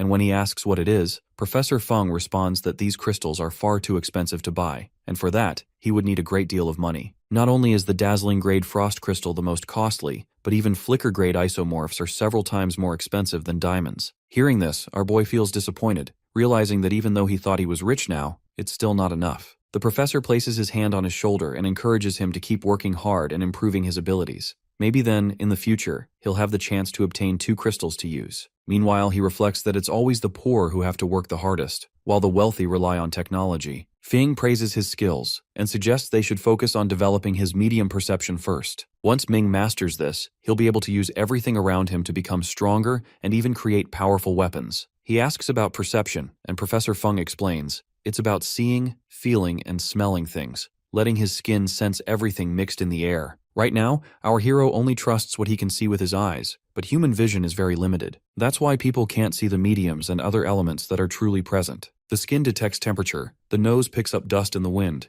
and the ears hear all kinds of sounds, like running water. The hands can feel the wind on them. Therefore, Ming's top priority should be practicing with all 5 senses, paying close attention to the smallest things, and not letting only his eyes decide what he perceives. Our boy closes his eyes and asks if he should train himself this way. Professor Feng steps inside, saying he has a few more crystals. After a while, he returns with several crystals, a dim grade, a flicker grade, and a dazzling grade, and gives them to him, telling him to practice identifying their grades for now. He looks at the crystals and remarks that they all look the same to him. Professor Feng replies that this is his very first challenge, to work on his perception and not just rely on his eyes. With this practice, Ming will not only become comfortable in different environments, but will also be able to quickly identify which mediums are most useful to him. Our protagonist becomes excited, promising to make good use of his talent and to forge many powerful weapons. Feng explains that once he's perfected perception, the next skill to work on will be absorption. Absorption won't just mean touching the crystals, it will mean drawing in mediums from hundreds or even thousands of meters away. Our hero is stunned by the idea that he might be able to absorb mediums from such distances. Professor Feng tells him not to underestimate himself or his abilities, because one day he'll be able to absorb even lightning that strikes down on him, and everyone will cheer for him. For now, Ming's only priority is to keep practicing his skills. Ming promises himself that he's going to work hard because he hates feeling small, unimportant, or powerless. Right now, he isn't strong, but he is determined to become much stronger in the future. Later, our protagonist sits on the rooftop of his dorm, with the 3 crystals placed in front of him. Even so, he still can't find any difference between them, which tells him he isn't concentrating enough. He shifts his focus, looking at the crystals more intently, and soon manages to distinguish between them. Then our boy closes his eyes to sense all the mediums around him. He realizes the area isn't very windy, so if he absorbs the air, he'll only be at the level of a dim-grade crystal. Expanding his perception further, he notices the air coming from one direction is more humid, which means there's a river nearby,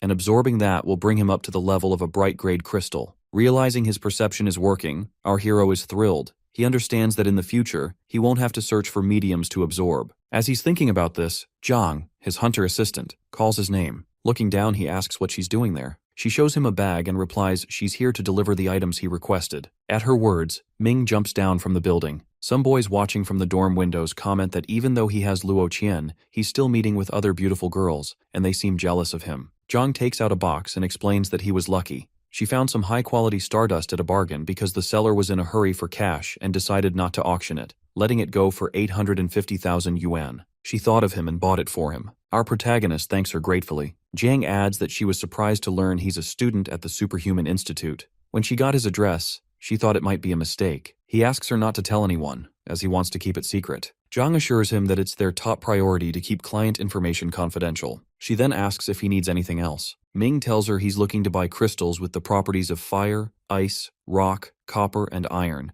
and asks her to look for them. He also requests updates on any new quests or bounties in the Hunter's Hall. Jing notes it all down and promises to keep him informed. Looking at the liquid stardust, our hero says his physical strength is about to rise to the Corona grade, which would be incredible for him. Later, while sitting in a forest with the stardust in his hand, he drinks it. For a moment, his heartbeat speeds up. He feels extremely hot, and the veins all over his body become visible. After a few minutes, his body returns to normal, evidence that the upgrade has worked and his strength has reached the Corona grade. He gets up and starts walking. Soon he receives a call from Uncle Yuan, the manager of Feng Ling. Our boy answers and asks if Yuan wants him to come spar with Feng, saying he's ready. On the other end, Yuan, with a sly smile, asks him to go all out, even to use his spiritual magic. He's shocked, warning that it could be very dangerous, but Yuan offers to double the payment. Since our hero needs the money, he agrees. Meanwhile, at the training grounds, Feng is stretching, preparing for the match. She says that since spiritual skills are allowed, she will definitely win this time. Yuan warns her not to get too cocky,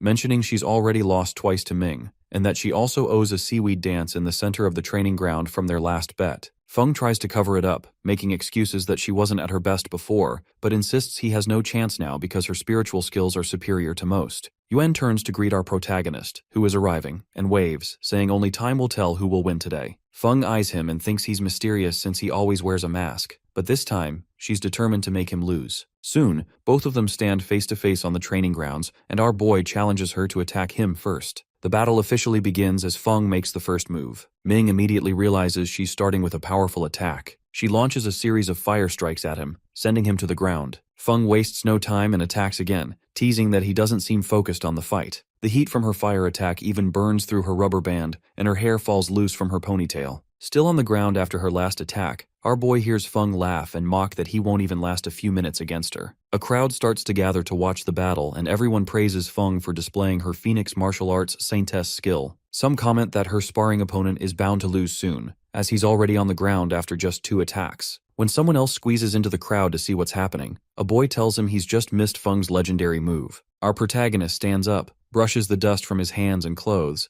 and admits this is one of the best superpowers he's ever seen. The attacks are truly fierce. He thinks to himself that if he were still as weak as he used to be, he wouldn't have survived these 2 blows. But right now, our hero is overflowing with energy, having just reached Sunblaze rank, and it feels like a heavenly catharsis to him. Now he's ready to fight back. Suddenly, he rushes toward Feng and lands a punch with his mystic fist, warning her to be careful. The punch sends her flying back. She quickly retaliates, shoving him with her hand and sending him skidding back, but he manages to stay on his feet. He knows he should be on the offensive, but if he takes another direct hit from that scorching blast, his arms might not withstand it. Feng taunts that all he's good for is being a punching bag. Sure, he can take her hits, but that's all. Even Ming realizes he can't win at this pace, so he decides to use his dim-grade skill. Knowing fire is the source of Feng's strength in Phoenix martial arts, he touches the ground and absorbs mud as a medium to help protect himself from the flames. She attacks again, but this time our boy blocks her attack with his arms as a shield. Still, his jacket catches fire and burns. He realizes that even though it's just a spiritual skill,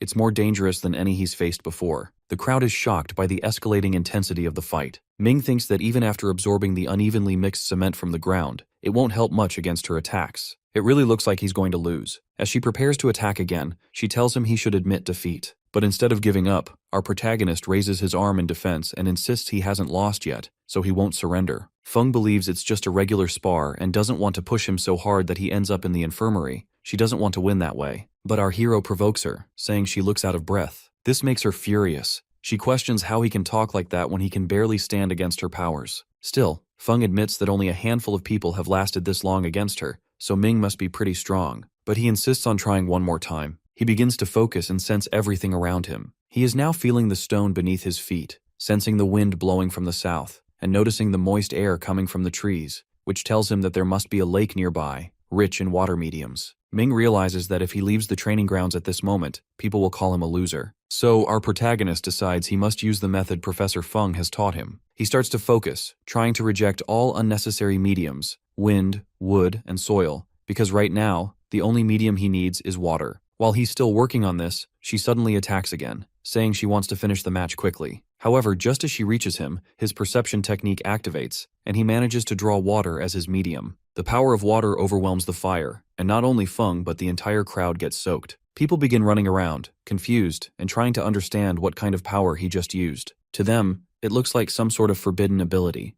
but all they see is a blue light, so they know both fighters are still using their spiritual skills. Someone in the crowd shouts that if such a spiritual power really exists, he's going to drink water from the lake. Our hero, now filled with energy and feeling stronger than ever, realizes that this must be what the extraordinary talent of a red sovereign feels like. Water is now draining away through the outlets in the ground, while Feng lies on the ground, apparently unconscious. Ming rushes over to her and starts pumping her chest, trying to get the water out because he thinks she might have drowned. At that moment, Yuan appears from behind and suggests that he should perform CPR instead. Our boy hesitates, saying it feels weird, but Yuan urges him to hurry, insisting that it will be too late otherwise. Since all of this happened because of him, he takes off his mask and leans in to give her CPR. Right then, Feng wakes up, and while putting her hand on his face, she tells him that he doesn't need to do that, as she is not as weak as others. He puts his mask back on and expresses his relief that she is okay. However, Yuan is disappointed that Ming was so close to kissing Feng but didn't. Feng seems sad and admits her defeat. Our protagonist, on the other hand, denies there is any winner or loser between them, saying that both are learning from each other and pointing out that she is really strong. He adds that thanks to this fight, he was able to discover the true extent of his abilities, which he never knew before. As Feng gets up, she says there is no need for him to say anything, because for her, a win is a win, and a loss is a loss. Ming reaches out his hand to her, saying it's an honor to fight with her. While they shake hands, Feng offers to challenge him using soul arts next time. Yuan, however, immediately suggests they shouldn't do that because with their levels of strength, a soul art battle could be fatal for both of them, as soul arts are meant for beasts, not humans. Our hero agrees with Uncle Yuan's warning. Then he asks to leave, saying he has some other matters to take care of, and that he'll see them next time. While some boys fantasize about Feng Ling as she stands there drying off in front of them, Uncle Yuan throws a towel over her and says she's wet, so it's better for them to leave for now. Now Yuan drives the car while Feng sits in the back seat drying her hair. She declares that she won't lose to Ming next time. Uncle Yuan explains that this university is a place full of talented individuals, and those who can stand out in battle always become widely known. He says that's how someone becomes the man of the school, just like her. But today our boy pushed her to her limits. Feng adds that he seems like a very mysterious person, and she can't figure out his reasons for acting the way he does. Uncle Yuan thinks about it and concludes that Ming wears a mask because he doesn't want people to know his true identity or strength. Eventually he believes our protagonist will come forward because no one can resist the temptation of fame forever. But Feng disagrees, saying that's just a myth. Suddenly Yuan starts telling her about an award ceremony where they honored someone who played a key role in the Shaoling disaster, yet that person never revealed his name. Feng snaps at him, telling him not to suggest that Ming is that person. Wen continues, saying that even though he's only a freshman, his abilities are stronger than any of his classmates. Yuan advises that they should keep his information private and find a more secure place for their next match. Teasing her, he asks if she managed to see Ming's face, but she replies no in annoyance. Yuan keeps teasing, saying that even though they fought so intensely, she can't deny that he's handsome. Annoyed, Feng yells that even though she was unconscious, she could still hear them, and that Yuan was the one who made him do CPR. Yan laughs and says the only reason he did that was because he wanted to see if Ming was really her type. Feng gets angry and yells that Yuan should start sweeping the streets from now on, but Yuan immediately apologizes to her. Ming is back in the hunter's hall and Jiang welcomes him warmly. After a while, she places a box in front of him as he sits on the sofa. She tells him that this is what he requested before. When our protagonist opens the box, he finds a dazzling grade frost variation crystal inside. Jiang asks if he's satisfied with it. Our boy is delighted and thanks her, clearly very happy with the item. Looking at the box, he thinks to himself that now he won't feel powerless anymore, even against enemies at a higher level than him. Jiang explains that its price is $1 million, and they will use the funds he has stored up in the hall. He's so stunned by the price that he can't even speak. Seeing his reaction, Jiang tells him that this item is extremely rare. She even traveled to Beidou just to get it. Our hero thanks her again and asks her to keep looking for other isomorphic crystals as well. Then, he remembers the main reason he came. He got a message from Jiang about something important. He asks her what it is. Jiang takes out a badge and some certifications from her bag, congratulating him on becoming a certified Corona-grade hunter. He takes them from her, expressing his gratitude once more. Jiang continues, telling him that he now has new privileges, and his information will soon be registered under the Hunter's Hall, making him eligible for the Hunter's Conference. He can even request assistance from the Hunter's Hall. Looking out the window, our boy notices his roommate arguing with the receptionist. Jiang asks if he knows him, and explains that the boy came to claim a bounty before he arrived, but since he isn't a qualified hunter, the Nandu employees refuse to hire him. Ming says he's only interested in one thing, and asks her about the commission for gathering information. Smiling, she tells him there's no commission, meaning he'll get it for free, which he finds puzzling. Jiang elaborates that he must not have paid attention to the privileges of being Corona grade. To promote low-level hunters, advanced hunters must recommend them with seals. She explains that he can exchange his points for 4 recommendation seals. Clients also look for seals from advanced hunters before choosing whom to hire. He finally understands. Jiang adds that as an advanced hunter, he can assign minor tasks to lower-level hunters and focus on more important jobs himself. Low-level hunters, eager to receive a seal, are willing to do any tasks since they lack fame and recommendations and can't get high-paying bounties. Hearing this, our hero agrees to hire his roommate, but asks Jiang to keep his identity hidden, as he doesn't want the other boy to know he's working for him. She opens her tablet and asks what tasks he wants to assign so she can prepare an agreement with a seal of recommendation as the reward. Ming's roommate, walking toward the exit in disappointment, is stopped by Jiang, who explains everything. Excited, he becomes ecstatic at the news that the person offering the job is a Corona-grade hunter. He bows to Jiang in gratitude and leaves the building, promising himself that he'll work hard to satisfy the senior hunter, hoping for good tasks in the future. Meanwhile, our protagonist, standing behind him and hearing all this, thinks to himself that being rich is truly a good feeling, and it made reaching the Corona hunter grade much easier. Now he can even have others run errands for him. However, reality quickly sets in when he remembers that he just spent $1 million, which could have bought him a decent apartment in Lanyang City. He starts to cry, thinking it's just too much money, and now he needs to find new ways to make money so he can buy a house. But when he looks at the box in his pocket, our boy reassures himself that the expense is worth it. Now he can hunt monsters easily with this crystal. With his grade increase, his medium absorbing ability has grown as well. Suddenly his phone rings. It's his big sister calling. He answers, asking why she's calling so early. On the other end, his sister is walking with a suitcase and asks him to guess where she is right now. Our hero thinks for a moment and guesses she's in the park. This annoys her, and she complains that he never pays attention to her life. She's told him already that she's self-studying. He jokes that she was self-studying before too. She's now on a bus, putting her luggage above her seat, and explains that she couldn't keep up with self-study because she had to take care of him, but she doesn't want to work part-time forever, so she's returning to her own path. Ming proudly tells her she never needs to work part-time again because he can support her, and asks if she got the money he sent. Sitting down, his sister tells him to keep his money for himself since the Superhuman Institute is expensive, and she has her own hands and feet to provide for herself. She reveals that she has an interview with the astronomy team in Nandu, which means she could soon have a decent job. Our protagonist is shocked, amazed that the astronomy team might actually hire his sister. She clarifies that the position is temporary, but it's still a great opportunity, and she can save money so he can buy good equipment for himself. On his end, our boy compliments her for earning such an opportunity on her own. She then asks him to pick her up when she arrives. After the call, he checks the time and feels proud of his sister, admiring how smart she is. He remembers when she gave up her dreams for his sake, but now he doesn't have to hide his efforts from her anymore, nor live with that regret. He can take her out for dinners whenever he wants. Some time passes, and now Ming is standing at the station, waiting for his sister. When she gets off the train, she runs toward him, calling his name. After they reunite, our hero praises her for all her hard work and promises to show her around Nandu. She smiles, saying she wants to see the city as well. Later, he drives while his sister looks out the window, enjoying the city. They spend the entire day together, creating funny memories, having dinner at a restaurant, and even going seasighting. By late night, both arrive at the hotel, collapse on the bed from exhaustion, and are visibly happy. His sister says she likes Nandu so much that she's determined to work hard and buy a house here. Ming tells her that a big house costs around 1 to 2 million in the city. At first, she's shocked, but then she gets up, determined to work even harder, or maybe even marry someone who owns a big house.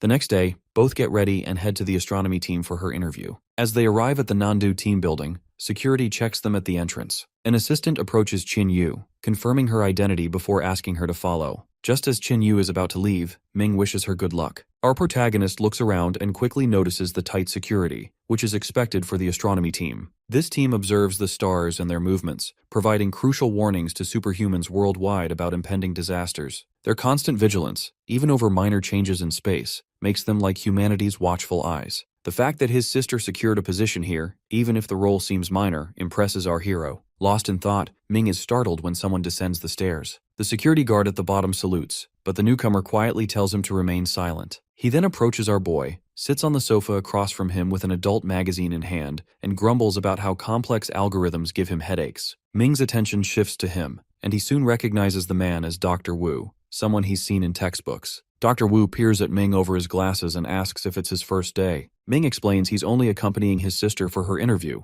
clearing up any confusion. Wu admits he was surprised to see such a young face in the astronomy team. Suddenly, our protagonist jumps up and asks if he is Dr. Wu Long. Wu playfully tells him to guess, but Ming says he's certain, having read extensively about him. Dr. Wu smiles, curious about what the textbooks say. Ming replies that Wulong is praised for discovering the extraordinary rainbow medium, which through astronomical observation helps determine the strength of beasts. This discovery greatly empowered the organization. Hearing this makes Dr. Wu happy. Wulong asks if our hero wants a photo with him, and Ming enthusiastically agrees. After they take the picture, Wu resumes reading his magazine and jokes that Ming can now boast to his friends, but warns him not to disturb his peace again. Yet, curiosity gets the better of our boy, who asks about the magazine. Wu, a bit annoyed, explains that magazines are books too and urges him to stop bothering him. Embarrassed, Ming tries to explain that his friends also enjoy such shows. At that moment, a female assistant approaches. She scolds Dr. Wu for disappearing when there's still work to do. He claims he's just trying to refresh his ideas, but she eyes his magazine and suggests he prioritize work over hobbies. Wu repeats his earlier point.